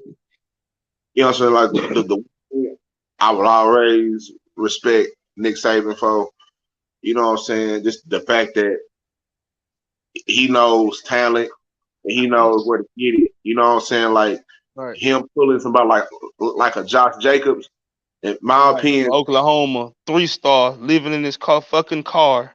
and that's a highlight for me. You know what I'm saying? Right, Just thinking about. See, I live in Tulsa right right. now. So you know the story So about him, I right? know the story, and it's Right. crazy. I'm like, dog, you know what I'm saying? You got Oklahoma and OSU right here. You had that nigga in your backyard, but you don't want to go to the hood. You know what I'm Go get saying? them niggas. You don't But see, want to go. but see, that's one thing about Nick, bro. Okay, and I'm just if he would have went to Texas, Texas would have never fucking lost a game until that man died. Cause Because nobody I'm gonna tell believes you him. like this, what he does is if you look at every coaching stop from Michigan State, but no, before that, what Kent State to Michigan State to goddamn LSU to Yeah. Bama, and I'm gonna just use them for fuck to Miami. I'm talking about college right here, bruh. Yeah, he has identified that state best talent and Yeah. has kept them boys at home and then let everybody else in state letting them know that shit. Hey man, I ain't gotta go to Miami to go goddamn to the league. I ain't gotta go to goddamn USC to California to goddamn go to the league. I can stay right here and bro gonna give me to the league. So I'm saying Yeah. you just people don't understand that right there. Like see, they like man, with my homeboy, man, little dude, man, shout out to goddamn Jayla Armour Davis, man. He played for the Baltimore Ravens right now. He's a rookie. He made the team, and so I love my little homie, man. I love my little homie. But look, man, when they told me when him and his daddy, man, the day Nick came to that house and shit, I seen them by like 3 hours later, bro, and they grin and they smile on their face. And I was like, Yeah. shit, what's up? They like, bro, Nick was just at the house. I'm like, what? So nigga, I'm getting excited. I'm like, nigga, what's up? They told me they was like, bro, he's so professional and he telling people like straight up, hey man, if you give me your son, said blah blah blah blah, I got him. Just let me get him. I'm gonna make him a better person, a better man, et cetera, et cetera. And if his talents is good enough, I'm gonna make I'm gonna make all y'all generational wealth. And that's what he does. See what I'm saying? Mm. And this even though he go get players from all over the country that he does, because he go get lots of players. Cause thank you Texas, because y'all have given us lots of players. Hell, y'all gave us Giving Jalen Hurts. everybody shit. Right. I appreciate y'all gave us Everybody shit. Jalen Waddle. I appreciate y'all giving us a Oh, lot of motherfuckers on the and team now. I appreciate y'all. that's another But look, thing. I was telling my partner, I was like, dog, look at that. I said, just imagine, nigga, the talent that's leaving Texas, going to OU, going to Bama, going to Utah, going to LSU, going, you know what I'm saying? Shit, going to Missouri, going to, right. you know what I'm saying? Going everywhere. I'm talking about all the quarterbacks, nigga, all the quarterbacks that we done missed out on at Texas. Right. Hey, big All pressure. all the D tackles, the this it's it's it's nasty, dog. Yeah, It's big just pressure. I'm gonna say this. Nick, I mean excuse me, not Nick. My apologies. Cole Prime, man, Dion, he's not for the NFL. He's his blessing, man, is for the youth. It's for the kids. Yeah. See what I'm saying? He is in the right spot. Now the only thing I just pray to God, I pray to God that Dion pull like a Eddie Robinson or something like that. Say fuck them white schools. I'm staying here forever. No shots at the you know what I'm saying the Caucasian predominant schools and nothing like that. But I think I he just will, bro.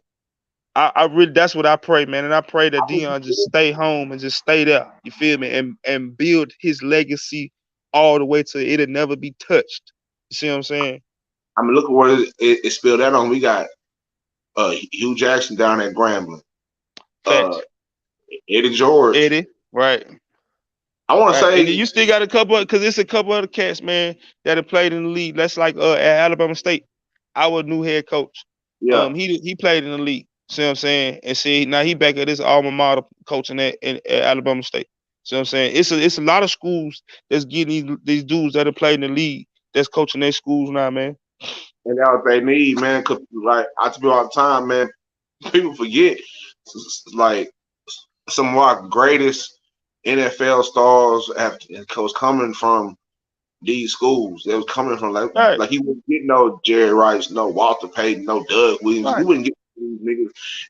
They wasn't going to, you know what I'm saying? Because they wouldn't really Bro, know what. I'm finna hit you with some real shit. Jack State got more goddamn Hall of Famers that come out of that motherfucking school than goddamn what damn near 80% of these Caucasian predominant schools. Yeah, But people don't know that because you know what I'm saying back in the day we couldn't go to their schools like that. You see what I'm saying? We had to goddamn stay going to the A&T's, the states, shits like that. See what I'm saying? We had to go to them type of school back in the day. We couldn't go to goddamn Bama. We couldn't go to Auburn. So we had to go to Alabama State, Alabama A&M, Tuskegee. You know what I'm saying? Niggas couldn't go to Texas. They had to go to Texas, shit like that. See what I'm saying? yeah. And he would have had no straight hand. Right. You know what I'm saying? She Nah, but wouldn't I, have. I pray. I pray to God, man. I really do, man. I pray. Right. No TV coverage, no nothing. I pray that Dion he cause you know Florida State gonna get the calling at the while. Florida State, and then if it ain't Florida State, somebody gonna get the calling at the while saying, Dion, hey man, we'll drop the 20 million on your head right quick. What's up? He you know he got that bag already. That's Mr. Show Me the Money. I I just don't pray think. to God that he be And like, nah, I'm good. I don't think money's a thing for him because he prime. He gonna make money. Like Right, he, you know what I'm saying? So they can't get off. You know what I'm saying? Like they can't get that off. That we're gonna show you a big bag of money, nigga. So what? I've been having money. right. A fact, fact, I've been fact. I've having, been but having money since I was 18 years old. like these kids, 17, nigga. just seeing him and Travis Hunter have that moment right before the game. That's what that shit means. That's Right. a Hey man, like you saw that clip too then, huh? yeah. That's Yeah. a Hey bro, I'm gonna tell you, hey look, that touched me, bro. I had chills. I ain't nigga. gonna I lie to you, almost bro. cried. Nigga. Bro, I had I chills almost come cried. through me when I seen that shit, bro. I was like, yeah, bro. And I'm gonna tell you, man, this is no lie, bro. Man, I got a player, former player, man. Y'all, you know, people love to Google shit. His name is Tomato Graham, man. He played for Jack State, man. You know, I talk to him at least. I try to talk to him once a week. You know what I'm saying? At least once a week. Man, he told me point blank. He said, man, even though we did, you know what I'm saying, what we was supposed to do with him, you know what I'm saying, coming up in life, you know what I'm saying, and making him get to him to that level that where he's at. He said, man, Dion has touched him in so many ways, man, to where he thinking even on a business mind too. See what I'm saying? He ain't just thinking about the other shit. He thinking on some business grown man type shit. So, you know what I'm saying? He bringing, and then you know what I'm saying what Dion brings to practice too. People gotta understand that man bringing superstars to come show them techniques and shit like that. See what I'm saying? That man, like he showed me pictures with Warren Sapp and Troy Aikman and all. And I'm like, damn. I'm like, he like, yeah, coach, nigga, they be at practice with us. I'm like, That's yeah, the yeah. that's the power and that's the total package. And that's what a lot of these other coaches don't like because yeah, Dion, yeah, he's. I mean, you can pretty much argue him to be one of the top shit, if not the greatest football player of all time. At the same time, Right. besides football, marketing yourself, your personality, your swagger, your flavor. If Right. you got any drop of that, he gonna show you how to make money off of that. Now, one thing I'm gonna say this. I don't think now this just coach opinion. Mm-hmm. This just my opinion on this one. Even though Dion he can be successful in that Caucasian world, I don't think Uh-huh. he deal with the Caucasian politics like that. No, you don't like it And because we gonna talk. He right, gonna and you talk. know when you dealing with big time Texas football, like how they Yeah, did Charlie Strong, see what I'm yeah, saying? And if he go down to goddamn Florida State, how they did Willie Taggart. See, people ain't understanding that too. See, you know what I'm saying? Niggas be looking at shit like that, like, hey man, if I go down to this program, I ain't got number 1 or 2 years, and they gonna facts. fire See, my ass, and then I and got to find another fucking job. yeah, exactly. And see, that's the whole thing with Charlie Strong is Charlie Strong dropped the nuts on the table. I need y'all to leave me the fuck alone. Right. As soon as he did that, them big money boosters say, "Oh no, He can Negro, call we run this program. You can get the fuck on." And guess what? They got the fuck on.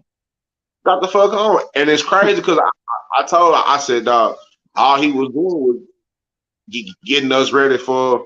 He was pulling players from his pipeline from Florida Florida. when he pulled Cecil Strong and all them boys he was pulling from Florida. People were like, what the fuck is what are you doing? Well, okay, well, years later now y'all trying to go compete in the SEC. Now Right. What he was trying to get y'all in the first if place. y'all left him the fuck alone, leave him the fuck alone, Texas will be the conversation will be different for this game. Like Facts. it'll I really agree be with you. blockbuster. I do agree with you because one thing about Charlie would have had our defense A1. And then he would have brought in a motherfucker, offensive minded motherfucker from down y'all way. He'd have brought in the best top notch motherfucker because money would have bought it. Money when he'd have told somebody, hey man, I need $10 million to get me offensive coordinator. They'd have said, all right, Charlie, cut the check. They go, Oh, beep. he was building that coach when he had pulled in what's his dude? He came from Oklahoma. Jay Norvell. Right. He pulled Yeah, I in remember. Jay Right. Norvell. He was Like, doing it, but oh they shit. just and then I'm gonna tell you too though, man, you know, Mac last year, man, he was old Yeah. and he had got the it had got to the point that they had won a championship. So sometimes when you get them old coaches like oh boy down in Florida, Florida State, um, when they get to a certain age to where other people run the program and just tell them, hey coach, you just coach football. If that make He any just show, sense. he just show Right. up. And Yeah. that's what fucked them up. See what I'm saying? And that's what fucked it up. And then like I said, like you say, shit, after that, they've been searching and they had the man.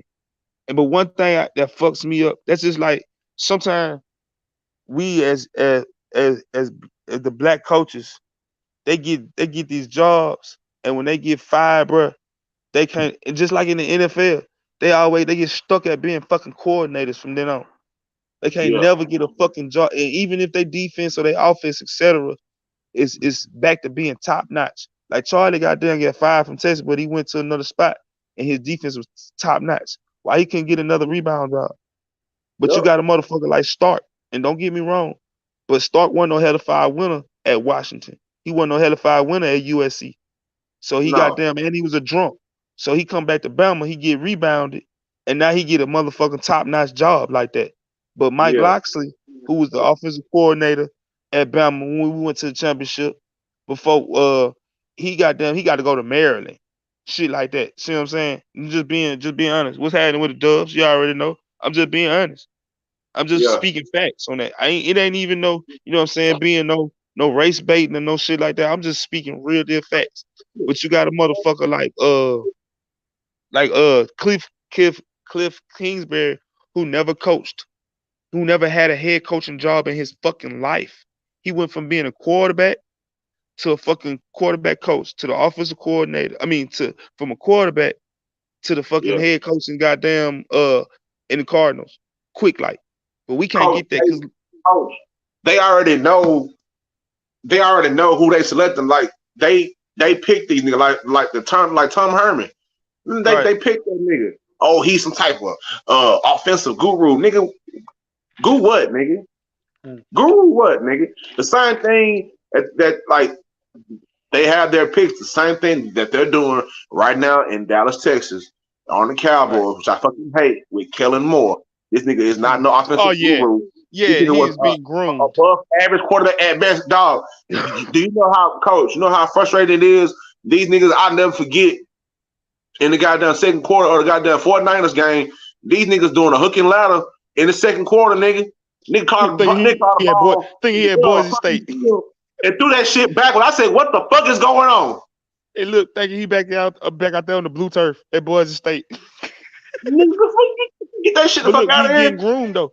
And you know he going that's just like Jason Groot. I mean, what was his name? The coach that y'all Garrett, had down there. Yeah, that's Garrett, just like him. That motherfucker wasn't shit. But yeah, and he yeah. was not an offensive mind. But how you gonna fire him? And then the Giants of all motherfucking people go pick him up to be an offensive coordinator, knowing this man had fucking all that talent down there and couldn't win shit. That He was rebound sorry. shit. Right. And I'm gonna tell you this just straight up honest. If it wasn't for fucking oh boy, Bruce Arians down in goddamn Tampa, Brian Leftwich would not be the coach. Yeah, Bruce said, no, hey man, you're not gonna do no search. You're not gonna do that. I'm handing these keys over to him. yeah, You is not gonna do that. Because see, I'm just being honest. If they would have did the search, Brett wouldn't have got that job. They'd have pulled that Josh McDaniels shit. Josh yeah, McDaniels got a job just because of Tom Brady. yeah. That Josh McDaniels or what's the other dude that they be using? Adam Gase. Yeah, them motherfucker wasn't shit. It was Tom Brady. Be for real. Yeah, stop playing. That they would throw some Adam Gase in there. But see, that's what I hate. You know what I'm saying? Because a dude like Byron Leftwich, you know what I'm saying, and he deserved it. He can, I mean, get that big deal and just have the control of ranks. He can do that shit. You know Right. what I'm saying? Now And you know what I'm saying? He ain't no sucker about it. This nigga played damn near on a broken leg. right. I'm talking about hobbling out that bitch. That bitch was on a broken leg. His lineman had to carry that man down the field. They carry Hey, this but nigga in look, big pressure. I'm gonna tell you offense. like this. Big pressure, man. I grew up idolizing, man, Dion. Dion was one of the guys that I kind of, as a kid, man. I'm gonna tell you like this, seriously though, for real. As a kid that didn't grow up with a father, I molded myself around off a lot of different people. See what I'm saying? And Dion and how he's a part of he's a part of me. I just say that much. You know what I'm saying? He's one of the individuals that I was like, ooh, I'm gonna take a piece of him and make me. See what I'm saying? So Yeah, I love Dion, man. I love everything Dion does, man. When he was trying to have goddamn prime prep down in Dallas, I was yeah, like, shit, I wish I could have goddamn been down in Dallas and had a son that age. I'd have been, nigga, we going to prime prep. See what I'm saying? When he was at Trinity, Trinity Valley, Trinity Christian, whatever. Trinity Christian. Yeah, that's how I'm. Yeah, I was on some shit. Hey man, shit, what happened, Cam? Was you already know, look, Cam? You already know it. Shit, man, when I was Dion. See what I'm saying?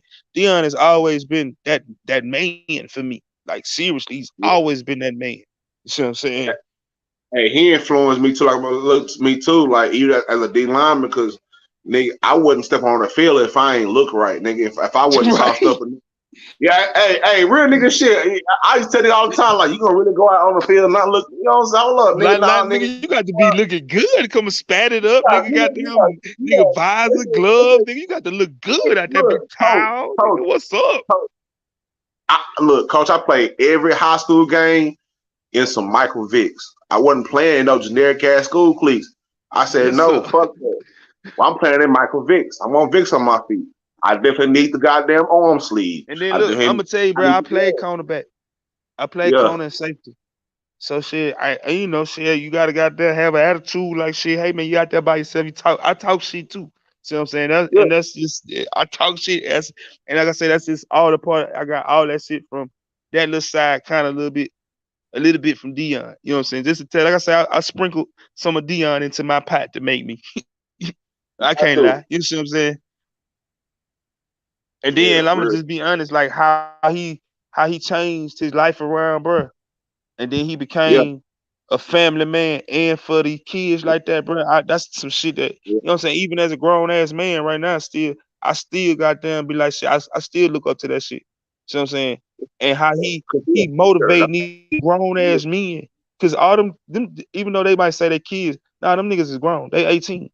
They Them 18 through niggas, 21, 22 years old. yep, See what I'm saying? And for real, how he got that on, he's motivating these young men to be great men. I'm talking about, and he like, bro, that shit just it's touching for me. I just say that much. See what I'm saying? I know everybody ain't got them feelings, especially like when it comes to coaching, because like a lot of people don't understand. Like I'm gonna just use my background. I had coaches that saved me. See what I'm right, saying? Like I had a coach that really saw something in me and got in contact with my folks down south and say, "Hey, y'all need to get this little nigga. Like seriously, like y'all need to get this little nigga before it's too late." See what I'm saying? And then when I moved down south, shit, I moved into a house where my uncle was a coach. See what I'm saying? That's why I say yeah, shit, coaches saved my life. See what I'm saying? sure, And what I do now, see what I'm saying, and how I see, even though I don't it's not on purpose, it's just nature that comes to me, how I see the effect. You know what I'm saying? And like I tell everybody, man, when I started first coaching, man, I left Fort Bragg, North Carolina in 2006. I had got out the military for 2 years. And I started coaching part ball football in 2006. And them first couple of kids that the first two teams that I had and was a part of, all them little niggas is grown now. Like every last one of them. And I still see them little niggas to this day. And it's still, shit, what's up, coach? What's up, coach? You know what I'm saying? Shit like that, bro. And that shit just is something that just it gives me chills, even to this day. And I see they parents. Like I had a parent, man, just no lie. I swear to God, man, God could strike me down right now. I had a parent to send me a text message today with a picture. I had a goddamn on I had a Titan. I had a Nissan Titan truck, right? Every mm-hmm, fucking Saturday, bro, that bitch would be packed down with at least at the minimum 10 kids. She sent yeah, me a picture of that shit. She said throwback days. And bro, that shit just damn near brought tears to my eyes. And I was like, and I sent her back a picture and I was like, those were some of the best days of my life. I thank y'all. And she sent me back shit. No, coach, I thank you. And man, yeah, that shit was just so much to me, bro. And that shit still like that to the day, like for real, man. That shit is just people don't understand, man. That if you got a coach that really care about these kids like that, man, they can touch your life in so many different ways. See what I'm saying? If they really about that shit. See what I'm saying? yeah, yeah, yeah, yeah. As real, shit, I still talk to my Thanks, big coaches crush. still to this day. You know what I'm saying? Like we Mm-hmm. don't, we damn near partners. And that's last time I was in Dallas. I done pulled up to the little kickback and we drinking brews and you know what I'm saying, shit like that. Right. We Right. talking about because Hey, you know look, what I'm saying. Trill. I'm gonna tell you like this shit. One of my coaches, we still stay in the same hood, right? Niggas, Yeah. see, we burning together. Nigga, what you talking about? Nigga, see, Hey, hey, let me tell you something, man. Like the coaches I had in high school, most definitely, they were coaches, but they were some real niggas. Like they did a lot for us. They put out for us, like you know what I'm saying. I was a very right, coachable kid. I always listen because these are dudes who they been where I'm trying to go, or they know the right, direction where I'm trying to go, and they have all the tools, and they really pouring it out through me. So I always make sure that I listen, and even when I tell like my nephew shit like that, like respect your coaches. You know what I'm saying? Like right. can't you know what I'm saying? Like man, like like some of the most important moments was seeing we had this one coach named Coach Delaney. He came from Georgia. Dog, when I say he was passionate, I'm talking about he was passionate from the first day he stepped into the high school, nigga. I'm talking about in the locker room, so turned up, he Crunk. crying, He crunk. just Yeah, saying, "Ooh, he hey, he coach, throw it off. hey, Right. Them it the was coaches one I thing." love. He was like, "Ooh, I love this shit. Ooh, I Hell love yeah, this them the shit." And coaches he I broke down gravitate to, crying. nigga. So he broke down crying. I was like, "Oh, nigga, we gotta go win this shit, nigga. We can't." Hey. But that's what it was though. Those moments like that is why I can still call those guys, and every time I talk to them, they like, "We ain't gonna start coaching." I was Hey like, man, I "Oh, got a question for you. I got a question for you. uh Do you honestly, deep in your heart, can you say Texas gonna score at least 20, 21 points? huh, oh shit." uh, I put it like this, man. I'm put it like this, man, because I had to, refresh. I just got done watching the Texas University of Monroe, Louisiana. Louisiana Monroe, yeah. Uh, shit. Look, I Hey, think look, they'll tighten. you Look, I think they'll tighten up. I just you know, hope you that know them niggas Louisiana know. Monroe. If you really watch that game, you know Louisiana Monroe dropped at least 2 interceptions. Also, you know that, right? Yeah, and Quinn threw some stupid shit. Hey, yeah, I'm just saying that's y'all hype boy, that's y'all golden boy, Stupid right? That's y'all $1 million arm right now, shit. though. I'm just saying. At the same time, I'm also watching the Bama and Utah State. You know what Damn, I'm that nigga saying? say Texas by 3. Ooh, shit, boy, I love it. I love it. Hey, I'm Come not on gonna with it. lie. We'll fuck around and pull this out, but in the first look, you know what I'm saying, Hey, Coach. Texas got to win the first quarter, third quarter. You know what I'm saying? Like this ain't one of them games you just do some shit and it's all right. No, nigga, it's not. Every time you have the ball, okay. you Now need to look, score. let's just say, y'all go in the second quarter up 10-0. Dope Walker, Yeah, they screaming, they hollering. Everybody, you gonna see Coach goddamn screaming and hollering, fuck goddamn Texas. What the fuck going on? I'm just gonna be screaming and hollering, and then we just explode for 28 points. Just boom, boom, boom, boom, boom, boom, boom. Then everybody's just real quiet again. Back to reality. I'm just Coach. That's why I said first and third, cause you know them boys. I tell you what, man, I don't know what it is, but that being in Austin, the beer is flowing, it's hot. You know what I'm saying? We got the girls and the days of Dukes, you know what I'm saying? It's lit, it's crowded, shit going off, cannons and big ass cows and shit. Dog, them niggas gonna come to play, man. When people come to the 40 acres, they come to play. They ain't Oh coming yeah. to lay. Oh That's yeah. so Oh coming. oh Like, yes sir. Let's this is go. game Let's day. go. Let's go. Let's go. This Let's is go. game day. Let's go. Let's go. What's up? What's up? I love you. What's happening? Man, what's happening, y'all, man? What's going on, players? Hey, what's going You on, got it. coach? Man, let me tell you something. Down for a while, man. Coach, I had told you I had to go over there and take care of my folks. Yes sir. Yeah, man, I ended up getting sick, man, getting that damn virus, man. And man, laying up in the bed, man, with 102-degree fever. I thought the motherfuckers had got me, man. I said, goddamn, all that talking I've been doing, I thought these motherfuckers got me. I thought they had got me. I thought they had I'm glad you with me, Coach. I'm glad you're talking with me. I know I had went through it in July real bad, man. So in late July, early August, my when school started down here in Mobile, my kids couldn't even go to school for the first week. So I already know. I'm glad I'm talking to you for real. Yeah, that shit there, man. That shit, man. The only problem I got, see now, I ain't got no problem, man, with taking a shot in the arm. But now, goddamn, I got a problem with taking 2 shots to the ass. And it wasn't just a shot to the ass. It shot the needle all the way up in the motherfucking air, like she's gonna play baseball and shit. Now I got a problem with that, goddamn it. Why you got to get a head start with the goddamn needle? Are they making Tootie? Oh no. Ooh, shit, they gave me Let's both go. each. Let's go. Man, let me tell you something, man. And I want to say this to all the people down in Texas down there. The only mistake your ass done made is putting us on your schedule. And if by chance that special place that you've been dreaming of leads you to a lonely place, find your strength in love. And we're gonna love whooping your ass. And then you're gonna Let's go. tell us, goddamn, got banned and shit, you're gonna put us up in the nosebleed seat. Okay, that's fine. That's fine. I don't give a damn how hot it is. Let me tell you something. It's 102 in Alabama. So I'm goddamn, just we ain't saying worried that. about Let's go. Let's go. drag your ass. Because you know how the brothers is in Texas. You know how they do down there, especially when they don't terrorize the great state of Texas. Well, guess what? This is Alabama, and we don't play down here. We come in and we come with the whole serving. We whooping ass, man. Let me tell you something, man. I don't understand what Texas, any state that let their cows walk around till they're 110 years old need to leave alone, goddamn. You need to leave us goddamn alone right now. I'm telling you that right now. I'm telling you. He's I'm a telling special cow. you. He's a special cow. Talk He's a to me. special.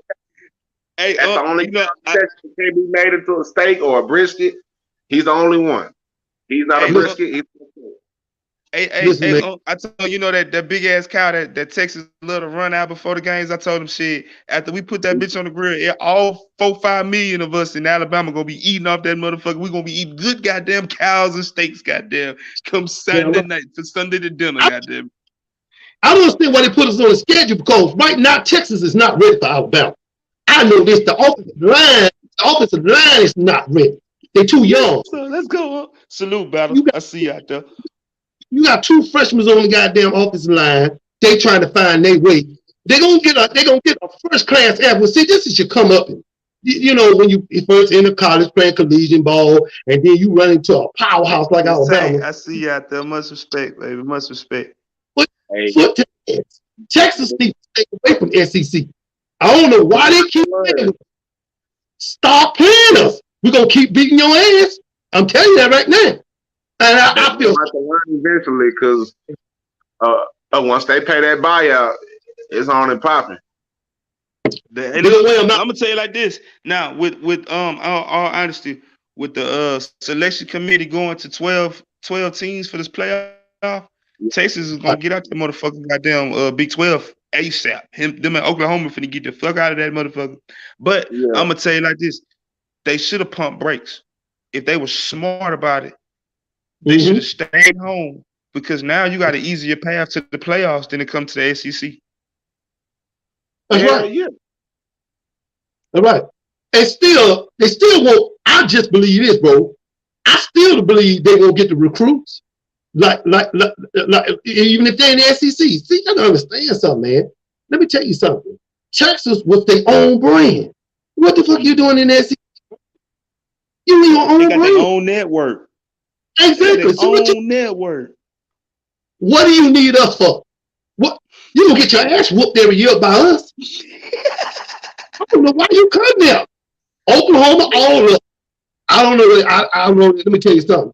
You better ride on that goddamn horse, whatever the hell they be riding on, and you better ride your ass out here in that stadium. Because I'm telling you, they gonna take first thing and then it's early in the morning. And let me tell you something. Nick Saban ain't had his coffee and his sugar bun. You gonna get your ass beat. You know what I'm saying? But even with Texas in the SEC, Texas brings a whole lot to there. I mean, you are a renewing of Texas A&M rivalry that has been played in such a long time that Texas A&M, the whole reason why they moved, they was like, we're tired of y'all shit, and now y'all keep following us and shit.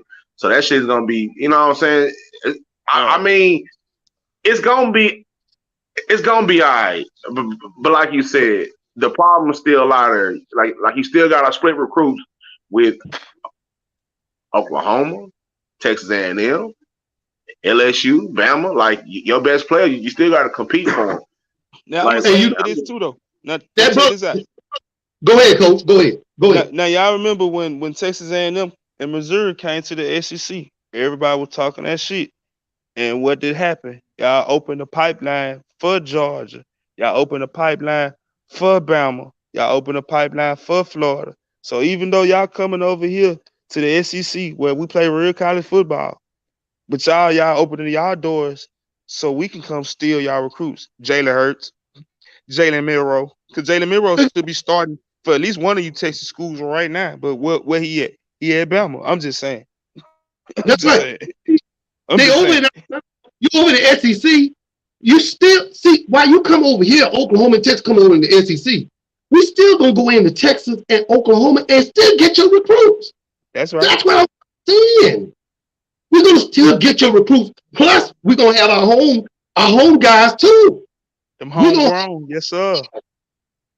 Thompson putting out goddamn 5 D1 prospects to Bama every year.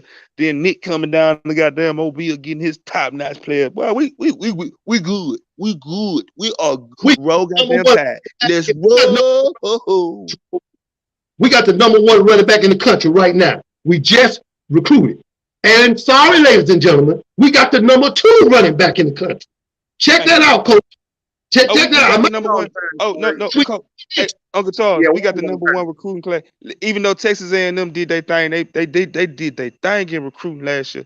As of right now, live coach doing his air, we are the number 1 recruiting class right now. I'm just saying. we might have had we don't fall off too long. See, that's the thing with Alabama.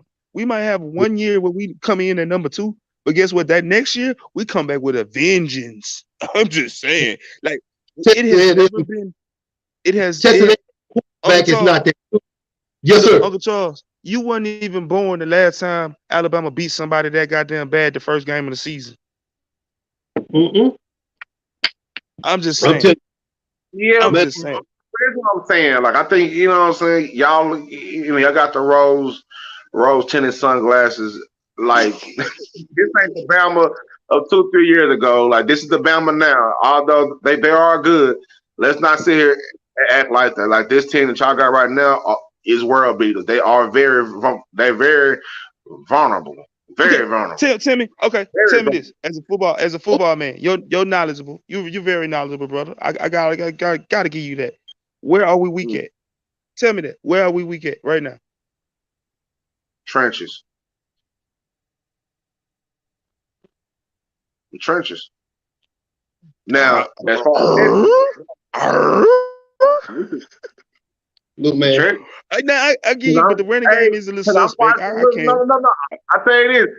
I'm not saying that's just like a weak point because it's hard to find a weak point in Bama because y'all reload so good. But I'm watching Utah State get a pass rush with 4. Yeah, I'm agreeing with you. I acknowledged that earlier, brother. I can't. That line is still suspect.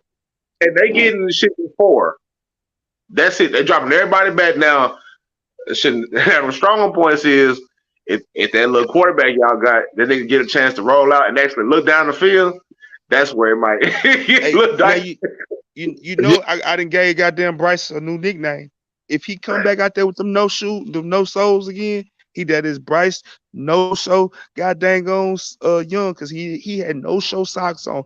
I ain't never seen that. That's the first time I ever seen a player come out that bitch with some no shows on, and I was like, ooh, because it made his cleats look different. What's happening, sis? I see you out there. Much respect. You already know what it. I ain't never seen that shit because it made me identify his cleats. I was like, hold on, what the fuck?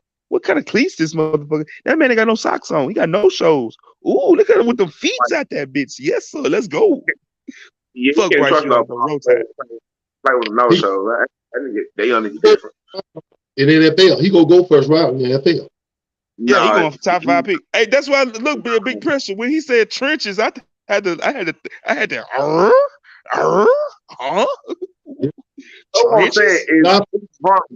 I'm sitting here watching Utah State get a nice little pass rush with 4. But I agree with you, though. I can't take that from you. Like. I mean, don't get me wrong. Like they blitzed a lot, but it's 4. This is Utah State. There's no Bobby Wagner. He ain't nowhere on the field. You know what I'm saying? You know what I'm saying? This is nobody's out here, and they plus. So look, it's what I'm saying, man. That's Texas. We're gonna have to send pressure and contain, and them DBs gonna have to goddamn DB. Y'all just stick with them. Stay with. I'm gonna be honest with you. We didn't show anybody anything last week. Tell you the truth. So did. We really ran basic plays. Is it right or is it wrong? No, you're very right. You are so right. We didn't run exotic packages last week. We didn't need to. But Texas goes. Oh yeah, we was very vanilla last week, and we put up 55. That's what it looked like. It looked. We really didn't even blitz. We didn't show no blitz packages or nothing last week. We just got our pressure off them first 4 off of the Terminator, and we got to give Dallas Turner a nickname. He ain't got no nickname yet because we got the Terminator over there. You know what I'm saying? With Will Anderson, we got to give Dallas Turner some type of. He will have a nickname by tomorrow. I promise y'all. I will have him a nickname because that's one thing. Now look, y'all gonna as the season go on, especially if y'all when y'all tap in with me and how I interact with my team that I coach, my part ball team. Excuse me. I give nicknames. See what I'm saying? I'm very bad for some reason. I'm very bad with real names. But if you give me your nickname, I can remember the shit out your nickname forever. It's like, you know what I'm saying? Like when I was in the military, when I was in the army, we all the custom was last name. But you know what I'm saying, we gave everybody, you know what I'm saying, especially in my unit, because my unit, we always deployed as teams. We never deployed as whole units. So we were really Right, kind of more team oriented. So we gave each other nicknames. Like my nickname was Gator. See what I'm saying? So I'm real good with right, nicknames. And like how I interact with my kids, with the kids I give all of them nicknames. Cause a lot of them, they like Jalen. Jalen is a popular goddamn name. And I got like three little Jalen's on my team. So I got to give all of them a damn nickname. Cause if I say Jalen, all of them gonna be looking at me talking, coach? You know what I'm saying? yeah, man, yeah, man. How your babies doing, Coach? Hey man, we got our excuse me, we got our first my babies. Oh, they wonderful, coach. But my Good. team, man, we got our first game tomorrow, y'all. And ooh, It's ooh, gonna be, Coach. How the game gonna ooh, be? ooh. You hear me talking, right? Ooh. I'm gonna say this. You know how Alabama and Utah and Texas and Louisiana Monroe was last week. That's what's Yeah, I love my kids and I got lots of faith in myself, but I'm a realist also. I'm a realist in right, everything that I do, and I speak the truth. We right. finna get our ass handed to us tomorrow. I'm just being honest. The team that we going up against tomorrow, they call 8 Mile Giants here in Mobile. They're a team out of Pritchard, Alabama. The team there, we team you. This team that currently have been together since they were 4 years old. They have won a Jeez. championship. Now y'all do this math. They have won 5 rings out of the 10 Mm, years they've been together. They are currently, and people don't understand how deep. Some people get it, but park ball has gotten real deep. Like they have high school top 25s and top yeah, 100s, you know what I'm saying, with teams and stuff. They actually have rankings for park ball teams now also.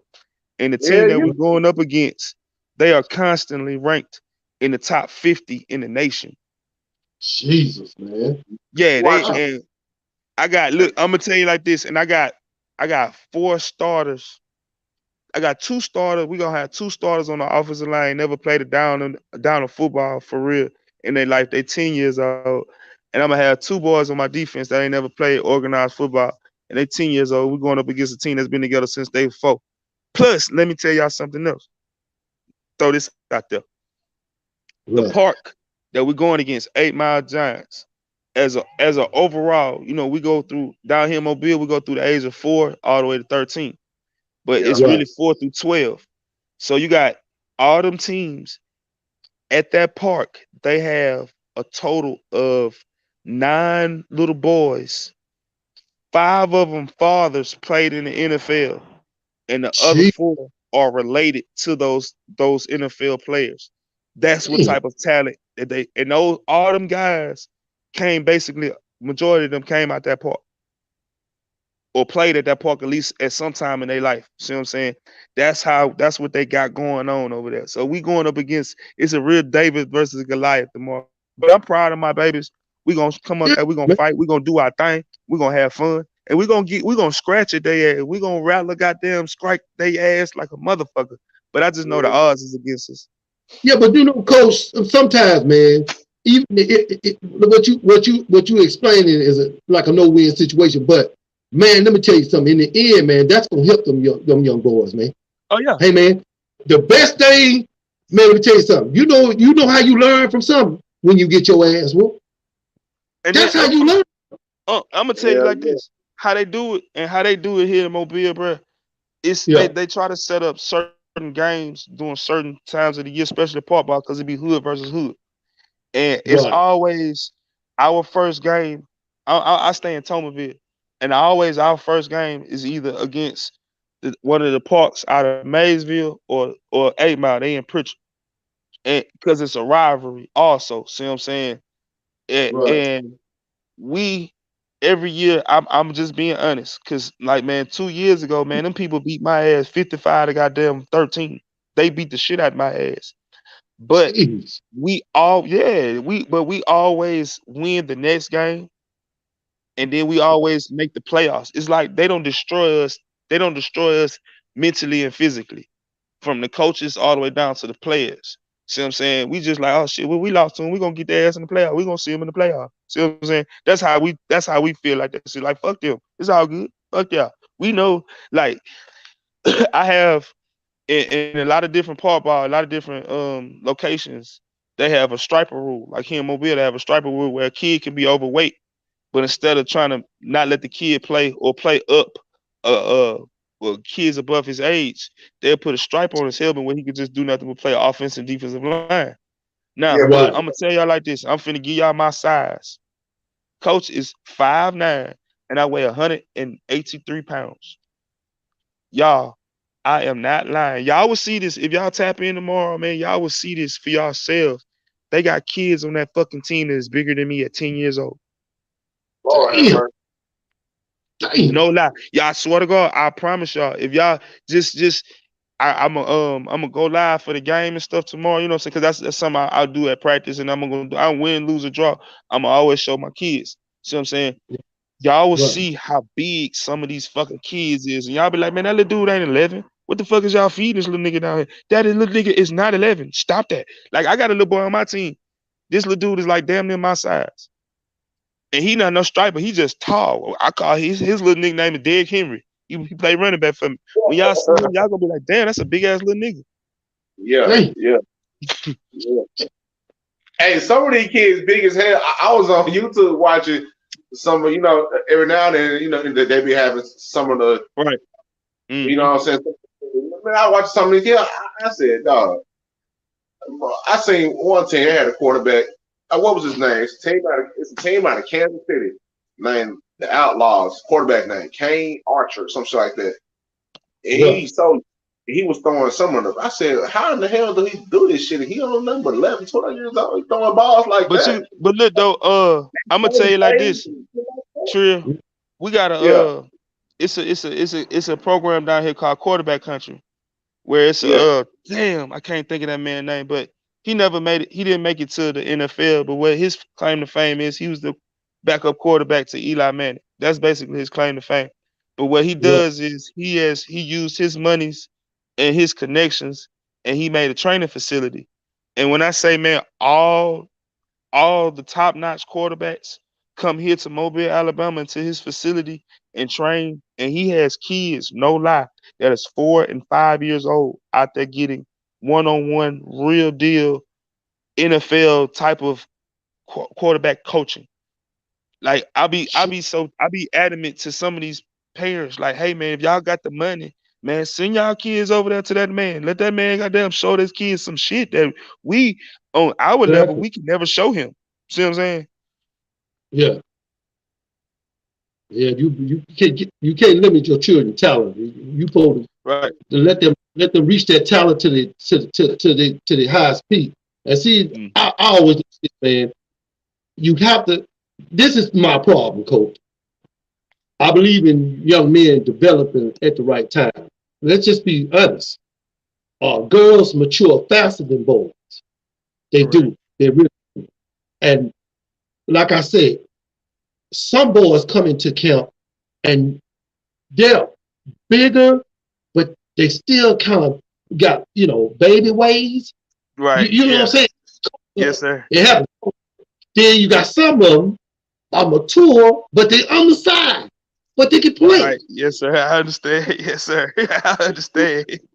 So let me ask you, coach, since you are a professional in this game, how do you deal with that when you deal with a, a really fairly sized young man, but he's got, a little bit of babyish ways? How do you handle that, bro? Okay, I'm gonna tell you like this. I've coached from the par ball up to high school. I haven't made it past high school.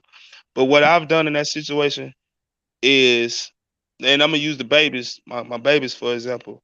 I got a kid that got all the heart. He's the one that's always first in line. He's the one I'm always coaching up first. He's the one that I'm always, come on, come on, come on, come on, come on. And the kid that has, because all kids have talent. I don't. That's one thing I don't never. I would never. And I cuss parents out, not cuss coaches out when they be like, "Oh man, that kid, sorry." I'll be like, "Man, fuck you, dog. That's a fucking kid." If he can't do this, show him. See what I'm saying? That's one thing. But that's my thing. I bring the kid that has lesser skill at that time. He's always my first. He's always my first. He's always my first. So that lets the other kid, and it's just my philosophy, that shows the other kid that, hey, I got to work. Cause this little dude right here, I'm 5 times taller than this little dude, but he always the one that coach. God dang on, come on, come on, come on. So if you want to get this right here, then you got to come on with it. See what I'm saying? That's just me. And it has Right. worked. It has worked for me. See what I'm saying? I know a lot of people do things different, but that's just me. I just for my bunch. Like I got some kids right now. I coach the defense for my 10U this year. I finally got back to the defensive side of the ball. And I got Right. some kids that, you know what I'm saying, in the coaching world, we call them scragglers. That's what they call them. See what I'm saying? Like, you know, you'll put them out there for 3, 4 plays, but them the kids that I'm like, hey, nah, I want this kid to be, when I call special teams, he's gonna be here. He's gonna be here. And that gives them the confidence because I tell them all the time, hey man, when you start off the game, how you start off?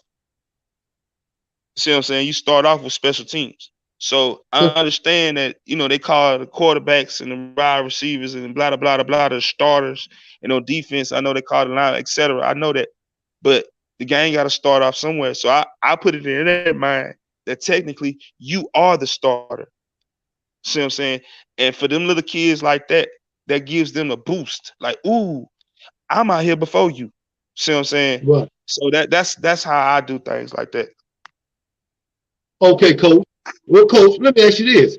Now, you really basically teaching these young men, you are basically a father away from home. But let me ask you something, coach.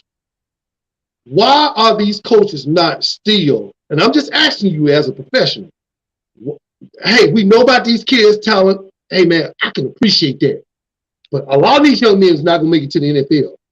Right. What is we talking to these young boys about their education, bro? See that now. See that's where I'm glad you asked that. I swear I'm glad you asked that. Now, see, I'm speaking. I'm gonna speak from myself, my personal experience with Right, having a son that he's in middle school now, and before that, you know, saying he was in high school, and I've also coached. I was also a head coach of a Heart of Mary's, a private school, all black private school here in Mobile, Alabama. I've coached at middle school. I was the head coach. I'm involved like heavily. I'm one of them parents that I want to meet the principal. I want the principal to meet me. Salute, sweet bae. I see you out there, sis. Thank you for tapping in. I'm one of them parents that you gonna know who I am. See what I'm saying? And I right, let them know that hey, I have 5 or 6 little boys up here that's under my wing from 5:30 to 8 o'clock Monday through Thursday. I'm gonna be coming right, up here to check on them. So when I come up here to check on my son, I'm also coming up here to check on the other ones. And I'm one of them parents that, you know, I with how I got my life set up, you know what I'm saying? With I have the free time to wake up at after I drop my kids off, you know, do whatever I feel like and just say, you know what, I'm finna ride up into the school. Salute, Jay. I see you out there. I'll ride up to the school and get a pass and just walk the halls. Because, you know, being here in I have an elementary, a middle, and a high school right here in my community. And my community is, if you grew up around here, a lot of people know you. I just say that much. And with some of the teachers that's at all 3 levels of the school, they know me also. So I can get a pass and just walk through the class, walk through the halls, and be like, hey, and knock on the door and be like, hey, let me see if little JoJo doing all right today. See what I'm saying? And right, right. that's just me. You know what I'm saying? And that's just how I do it. And it helps because a lot of these kids, they don't have that the loving at home, if that make any sense. They don't have that at home. So No, when it comes to sports, that's where they get that loving from. And I tell a lot of people, because I'm speaking this from experience. This ain't right, just from what I see, but I'm speaking this from my living experience also. Sometimes that's how they eat from their coaches. See what I'm saying? That's how they get a dinner.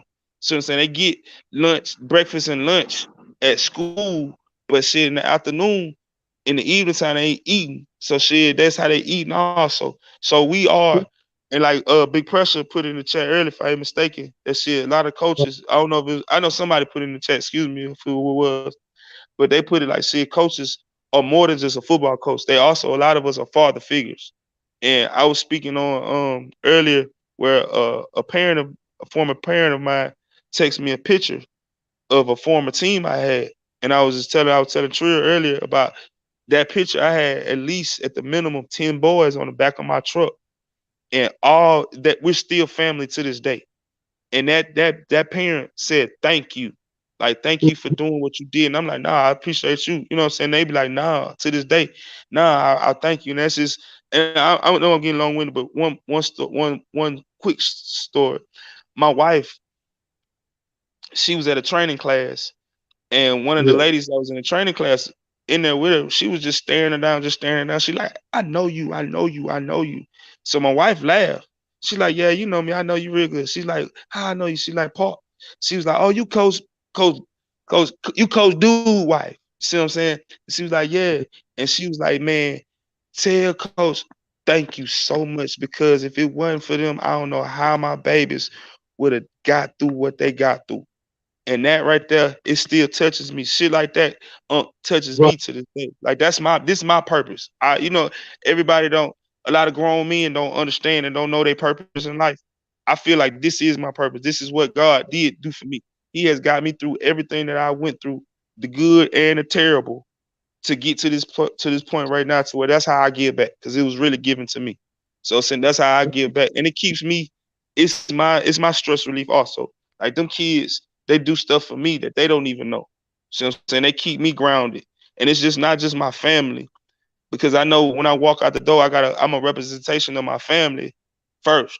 See what I'm saying? I know that, but I also know that shit. I got goddamn, like right now, it's 23 little kids on my roster. See, it's 23 little kids that's gonna be trying to see where coach at, what coach got going on.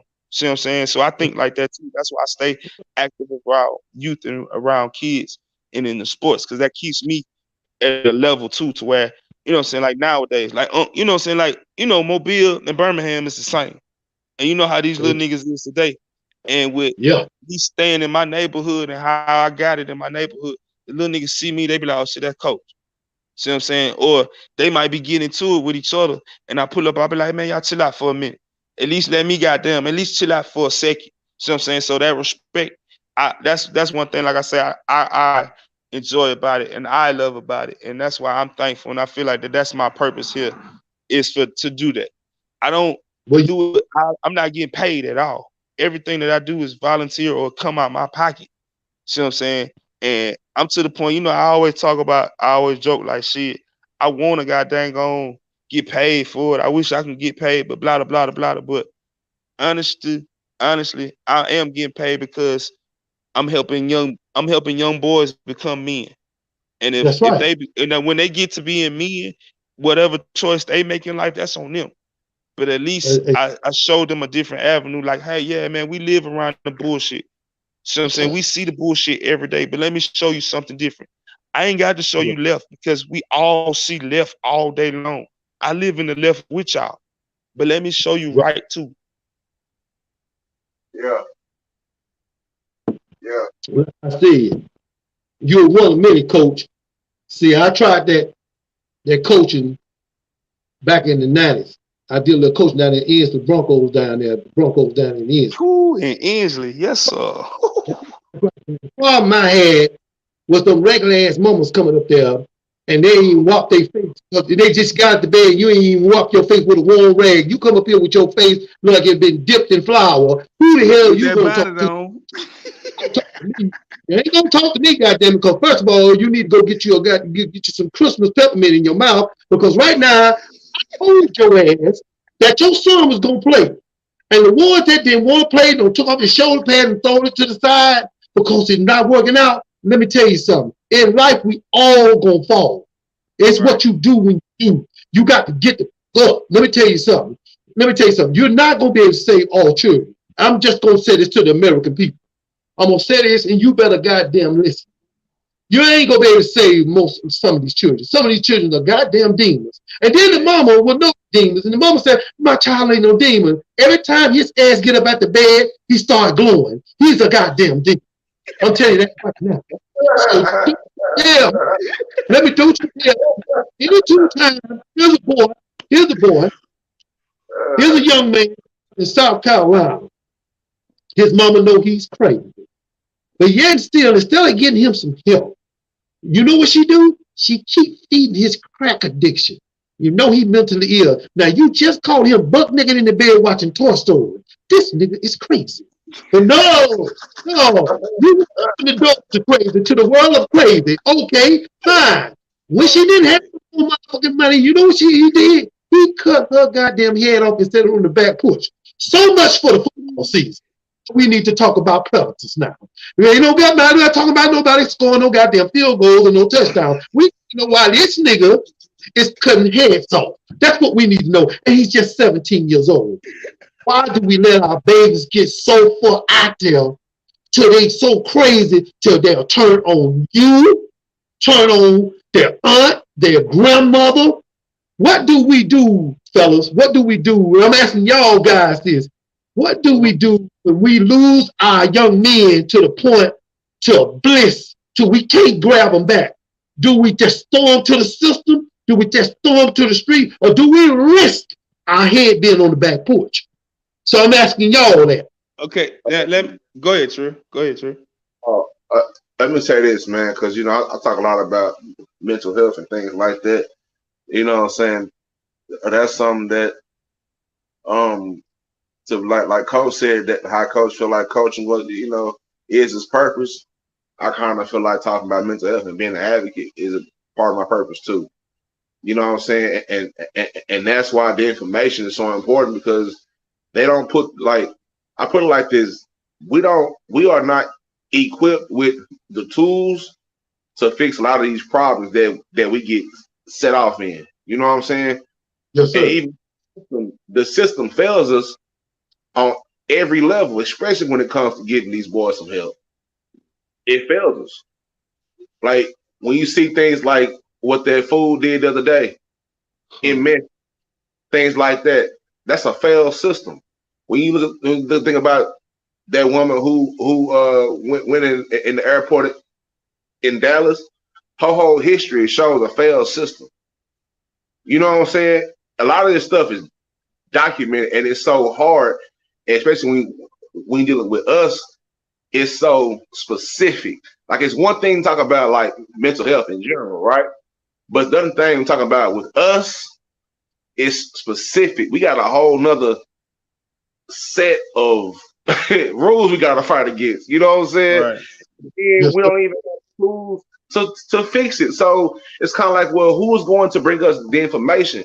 Because you don't want to get a lot of these kids, like for instance, like it took me, I want to say I was about 25, 26 years old before I even started thinking about mental health or going to therapy or anything like that. That's 25 years of something that I had to unpack. And I'm thankful that I made it to that point. It's a lot of us that don't even make it to that point. It's a lot of us that's locked up that don't have those tools and like writing those 2, 3, 4, 5 seconds that make impulsive decisions that cost us our lives. And we don't know what, you know what I'm saying? Like, it's dangerous, man. It's really dangerous. And it's kind of like, to be honest, man, it's one of those things where, well, where do we start? Well, we got to start somewhere, because we behind the A-ball. We are behind the A-ball. These babies, they really need our help. Like, they need to find ways to, you know what I'm saying, express them, or just find ways to solve problems. Like, we don't do a good job of problem solving in our community at all. It's either through violence or some other shit. You know what I'm saying? Ain't no talking. So it's just, you know what I'm saying? Because even if you put them in a program or a little facility, there's shit going on there too. But see, I guess my mentality. Okay, with my background, I come from an underdog background. I'll just say that much. Right. So I've always had to fight. I've always had to fight for every fuck. When you know how they I've had to fight. Oh my God, fuck that. That's true. I've had to fight to get the fuck where I needed to get to be the Negro that I am today. I had to really deal to real deal get disciplined. But man, it's one thing, and it's sad and it's hard to say. But after a Negro turns 16, if Yeah, they in their ways, trill, it's hard to turn them. See they what I'm saying? said They Right. they have to go through something so drastic in their life at an early age to turn them. I always tell everybody, man, once you get 18, I leave you alone because you're a grown ass man or woman. You're gonna make your choices regardless. See what I'm saying? But my Right. thing is now, I got you got to get to them early. And if you get to their little ass early, that's when you can change them. If you get to their ass before 10 years old, because that's the group. Like I got my son is 11, and I coach a 10-year-old. So I'm saying, so that's the group. I'm always, and then you know what I'm saying. I'm a wild the high school kid. I see the difference, and I see how the 10-year-old and 11-year-olds are starting to act like the older ones. So I'm saying Right. that's why I say we got to get to them early. But a lot of shit, and it's just sad to say, and I'm just being honest. Like I say, I'm a realist. A lot of shit that we got going on, gentlemen, it's been going on forever. See what I'm saying? And it's really on us on how you want to change. Because see, you can be the worst little JoJo could be the worst little dude coming up in school, being a badass little dude, and they got him on. And them drugs really be fucking us up too. They be putting us on ADHD and reeling and all that bullshit, whatever. Then the Yeah, shit. motherfuckers just need his ass whooped. That's what that's the real deal. We need some daddies. If you really want to know, that's what the fuck we need. We need some that. motherfuckers daddies. And you ain't gotta be a daddy, be an uncle, be a mentor. Just get at these little motherfuckers. See what I'm saying? But it's hard.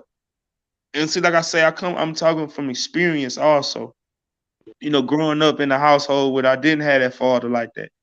So I Right. know the the the the temptations, see what I'm saying, to straddle the fence, to try to be this, to try to be that, and do this because you gotta survive. I know all them temptations, I know that, but it just to me, it just it comes to self. See what I'm saying? Because see, we can all it's a lot of programs out here, federal, state, see what I'm saying, that deals with like with on in trill level with the mental. You know what I'm saying? Because I know about the mental side of life. Like trill, I need to get with you offline sometime. You know what I'm saying? We'll talk. But anyway, Yeah, it's for lots of sure. programs out here that's for us, but we ain't capitalizing on it. So I'm saying that's all grown folks. It's all on a choice. See what I'm saying? Like in myself, I made even though my folks, my coach made a phone call like, "Hey man, y'all need to come get this little dude." It was still on me to get on that motherfucking Greyhound and go from Cleveland to Mobile, Alabama. It was still on me. Right. See what I'm saying? Because I got tired of that life that I was goddamn into at that time. See what I'm saying? I'm like, Mm-hmm. man, hey, this shit. Even though I'm in the shit, I'm all the way in the shit. I don't want to be in it. I'm in it because that's how I have to live. See what I'm saying? And I'm the type of dude. Once I'm in something, I'm in it, and that's just me. See what I'm saying? So it still comes a time, and I made that time on all bullshit aside. I was 16 years old when I made that choice. Right. Okay, and I had been living a fucked up life for Mm-hmm. almost it was at least 6 years at the time. You know what I'm saying? We're living. I honestly knowing because you know at a certain age in life, you know as a child you don't know certain things. Only thing you know is you got a little food and you can play with your toys, but you're not knowing what mama is really doing. So I'm saying, so when I got to that fourth grade, 10 years old, fifth grade, 11 years old, that's when I really understood life and what the fuck is really going on. That's when I had to be a little man and start eating. But now I wasn't like, you know what I'm saying? No, I'm not finna say, ooh, I was selling no dope or nothing like that. But see, I ate off football. I ate off baseball. Shit, I ate off them niggas betting. See what I'm saying?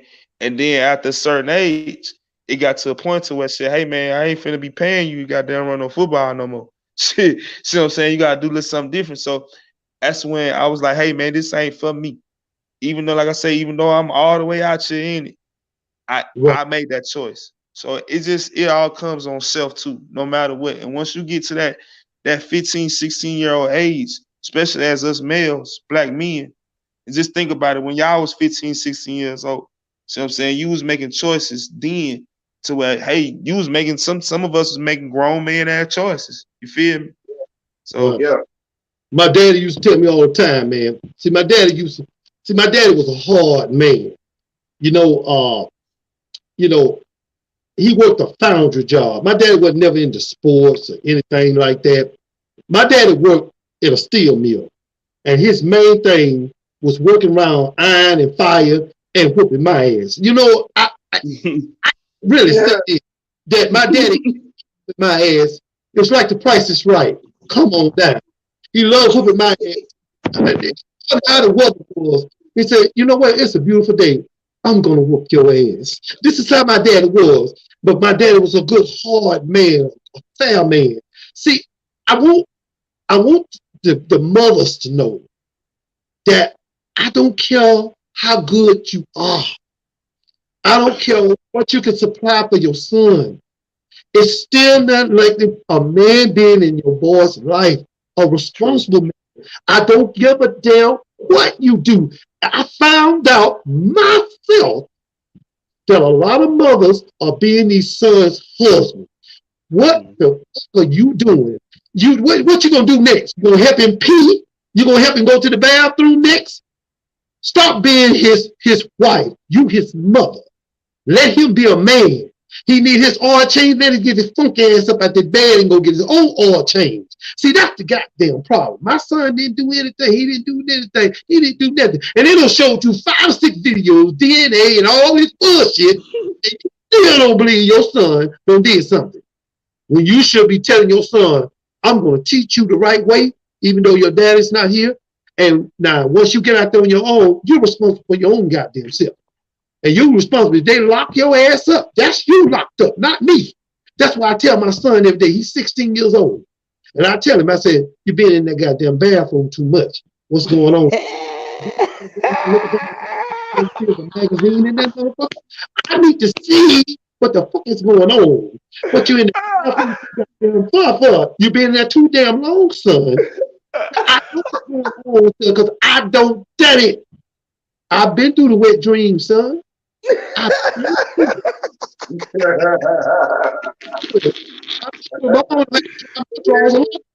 I understand, son. If you have a problem, come talk to your daddy. You have a little girl, you know, you want to stand something about a young lady. I always teach my son, one day you're going to start dating a young lady and you treat her, you open her door, you pull out her chair. If she want to go to see a certain movie, you make sure you pay for the movie. You be a gentleman. Open the door for her. Exactly. That's old school, bro. It's old school.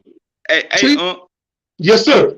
I'm sorry to cut you off, but look, I don't just open the doors for my wife. You know what I'm saying? I just at the regular corner store.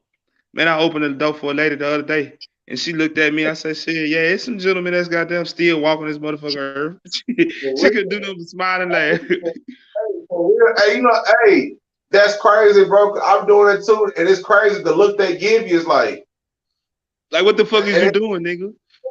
And it's crazy because I don't even caught some flack for it. Like I held this door open.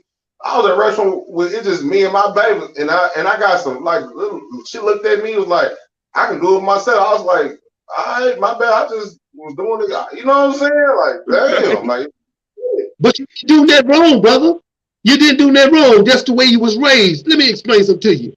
Is we don't got so far in society to a woman expect to be treated like a dog or treated like she's nothing. Let me explain something to you. You know, my mom and dad have been married for over 54 years. And the only my mama ever had is when my dad used to take his teeth out at the kitchen table. And my mom used to just hate that shit. She said, "Charles, I love you, but you can't take your goddamn teeth out at breakfast. You can't do it. You need to take your ass in that bathroom and take your teeth in there." My dad got all his teeth knocked out his mouth. And you know what he did? He had blood running all out his mouth. You know where he went? He went to motherfucking work. That's where he went. A man. See, a woman, I'm going to say this, and I'm going to say this, and I ain't trying to cut y'all off, man. A real woman do not like a weak man. She don't like a weak man. She will take advantage of you. She find out you weak, she will run you over. And that's true facts there, man. That's real talk, bro. That's real talk. My daddy was a real man. Went to work in the snow, went to work when it was storming. He slept through an F5 tornado. Everybody running down to the goddamn basement. He's still in the goddamn bed, in the bed up in the goddamn air. He's still, he was just a man like that. And I'm trying to tell these young cats out here, have some kind of sexual responsibility. Remember, you have if you just gonna use not use protection, you get a young lady pregnant and she tell you that's your baby, and it's found out that you the father, and don't come motherfucking telling me, Uncle Charles, she crazy. Nigga, she wasn't crazy that night. Well, boomaloo, bam, nigga, baby. That's your baby. I don't give a damn how crazy she is. I know she's smoking goddamn Pale lights and she's sitting up in the bed. And she got dog circles all in her goddamn eyes, and she got lines running up the back of her ass. I understand all that, nigga. But if you got a baby with her, take care of that child. That's your baby. That child is going to depend on his father. I don't give a damn how stupid and crazy she is. Be a man and take care of your child. You weren't worried about that night when you were playing The Price is Right with her. She said, come on down, and your ass did. It's what it is. It ain't what it's supposed to be. So I want to know you cats, man. I want to know from you, as far as developing young men, do we stop at just teaching them about sports? Do we start teaching them about owning their own business, how to treat a woman, how to invest in getting them a home, how to invest in getting them transportation? Do we just stop at one thing, or do we cover everything with that young man? I just want to know from y'all, bro. Before you go, Trill, shit, hey, I'm finna start wrapping it up right quick, cause shit, I gotta get up at goddamn 6 o'clock in the morning. You feel me? But go ahead, Trill. I'm gonna get my clothes. Yes, sir. Y'all go ahead. Go ahead. Somebody, go ahead, brother. Go ahead and get your clothes. Trill. Go ahead, Uncle Charles. I think you got. I'm gonna go ahead and get my clothes. I'm gonna say this. Everybody on this airway, everybody know me on YouTube, know me as Uncle Charles. I don't motherfucking change. It's what it is. I will take your ass out to the deepest waters and I will drown your ass with truth. This is what I do. This is who I am. I love my black people. I love my black skin. I love my black queens and I respect my black brothers. It's what it is. It ain't what it's supposed to be. Somebody asked me, Uncle Charles, what do you think about Queen Elizabeth? I said, I don't have any comment about Queen Elizabeth. It's none of my business. I do not talk about a country that colonized my people for over 500-600 years, and all of a sudden now you want me to grieve. Let me explain something to you. Over here in America, a nigga, to be a rapper, you got to be a certain age. Over in Jamaica, nigga, you could be 95 years old and call yourself deaf, and your ass can keep on rapping. It's what it is. It ain't what it's supposed to be. So I say this in closing. I thank Coach for being that man, that husband, that father. So and I appreciate him and I salute to him. So I say this in closing to my black family. I give you the great state of Alabama. I give you Roll Tide. I give you Charles. And Roll Tide, baby. And that's all I got to say, player. Roll Tide, appreciate you. I love you, Yes, sir. I appreciate you, bro. And I'm going to check in on your game, bro. Yes, sir. Yes, sir. Hey, say everybody, man. I just want to appreciate everybody, man, for tapping in. And to the people that's going to tune in, later on and see it later on in life. You know what I'm saying? What's happening, little sis? Hey, you come in right when I'm finna gonna get out. I got to get out of here. But look, y'all, I just want to say, man, y'all know my YouTube lingo every day above the dirt is a blessing. I'm going to say that every day because it's real. Like, seriously, man. And I say that because, it's somebody in your city. I don't give a shit what neighborhood you stay in. It's somebody in that motherfucker doing something bad. You know what I'm saying? They're doing bad. It's somebody up under that dirt. So just know that. Man, this whole live, it's been a great live, y'all. You know what I'm saying? We talked about a whole bunch of different little topics, not just sports, but you saw at the end of the live where, you just had 3 grown ass men just chopping it up, just talking. You know what I'm saying? That's what I like to do. You know what I'm saying? My show is sports oriented, don't get me wrong, but it can be mixed up with everything. Only thing that, what I'm saying, I lead the entertainment business and all that stuff. I lead out of the trig and all that because I don't really know too much about it because shit, I don't really follow them people too much. I just, you know what I'm saying, my lane is my lane. So, you know what I'm saying? That's why I go to Trig and I live so much too. So, hey, I'll be wanting to get my little nose out, you know what I'm saying, when they talk about that. But I say this when it comes to sports, politics, and life and all that type of shit, oh, this is what you're gonna get over here. Like for real. See what I'm saying? Oh, it's all good, Trill. Shit, we finna got they gonna tap up out of here anyway. Man, tonight, man, we just having a little fun, you know what I'm saying, talking cash money about the game tomorrow between Alabama and Texas, man. And I just want to say, man, y'all know I'm roll tide, so y'all already know. You see the profile picture, you see it, so you already know it's busting out my chest. I got it tatted on my own. So say y'all already know I'm rolling with the tide. I really do hope it be a good game. I really, I want Bama to cover. Fuck that. Nope, I'm not being goddamn honest. I'm not finna be goddamn. Nope, I want us to beat y'all ass. I'm talking about beat the fuck out y'all. I told y'all we putting them goddamn cows on fucking steaks in Alabama goddamn this weekend. We gonna goddamn gonna grill the fuck out y'all. I don't care. We at y'all throat tomorrow. Period. We at y'all throat. But look, y'all. Anyway, say I appreciate everybody again, man. If I hear you, Dubs, I see you, Dubs, but you know, I'm talking about 18 national champions don't make us. We very trash. We'll take that trash for 18 national champions. You know what I'm saying? The last championship was what 2020. I'm just saying, yeah, we eat steaks tomorrow, sis. Yeah, we eat steaks all day tomorrow. We eating steaks, but if y'all get time tomorrow, man, or you know what I'm saying, throughout your YouTube's travel tomorrow afternoon, man, just tap in with your boy tomorrow, man. I'll be going live in my little park league football game, man. Just you know what I'm saying, just to say hey, you know what I'm saying, or just hit the like button. That's what it is. Y'all know the YouTube link on like, share, subscribe, all that good shit. Say, man, I'm 20 away from the 500 milestone, y'all. Out the mud, going slowly but surely. See what I'm saying? And one thing I will tell y'all, and I'm gonna say this, shit, I told this to Brazy. Shit, and I'm gonna tell y'all this. Shit, for the ones that's in the goddamn on chat, and for the ones that's gonna hit, shit, and like Uncle Charles said, Uncle Charles told you best. Shit, what you see is what you get. See, this is what it is with Coach 2. What you see is what you're gonna get. I don't switch up. I don't change up. I've been the teams that I root for, and I'm gonna tell you like this, I'm a Cleveland Brown fan. And if y'all know sports, cause y'all over here with your boy, so y'all kind of care about your boy, care about sports. I'm a Cleveland Brown fan. I was screaming, "Go Browns!" when we went 0-16. I was screaming, "Go Browns!" when we went 1-15. See what I'm saying? I'm ride or die with my people, and I'm ride or die. I don't switch up. I don't. And what you see, hopefully, y'all have understood over this, you know what I'm saying, what past over a year for real. That shit coach been the same way. He gonna always be the same way. And shit, it is what it is. See what I'm saying? But like I say, long story short, man, salute to Uncle Charles for tapping in on the panel with me, man. Salute to Trill, man, for tapping in on the panel, man.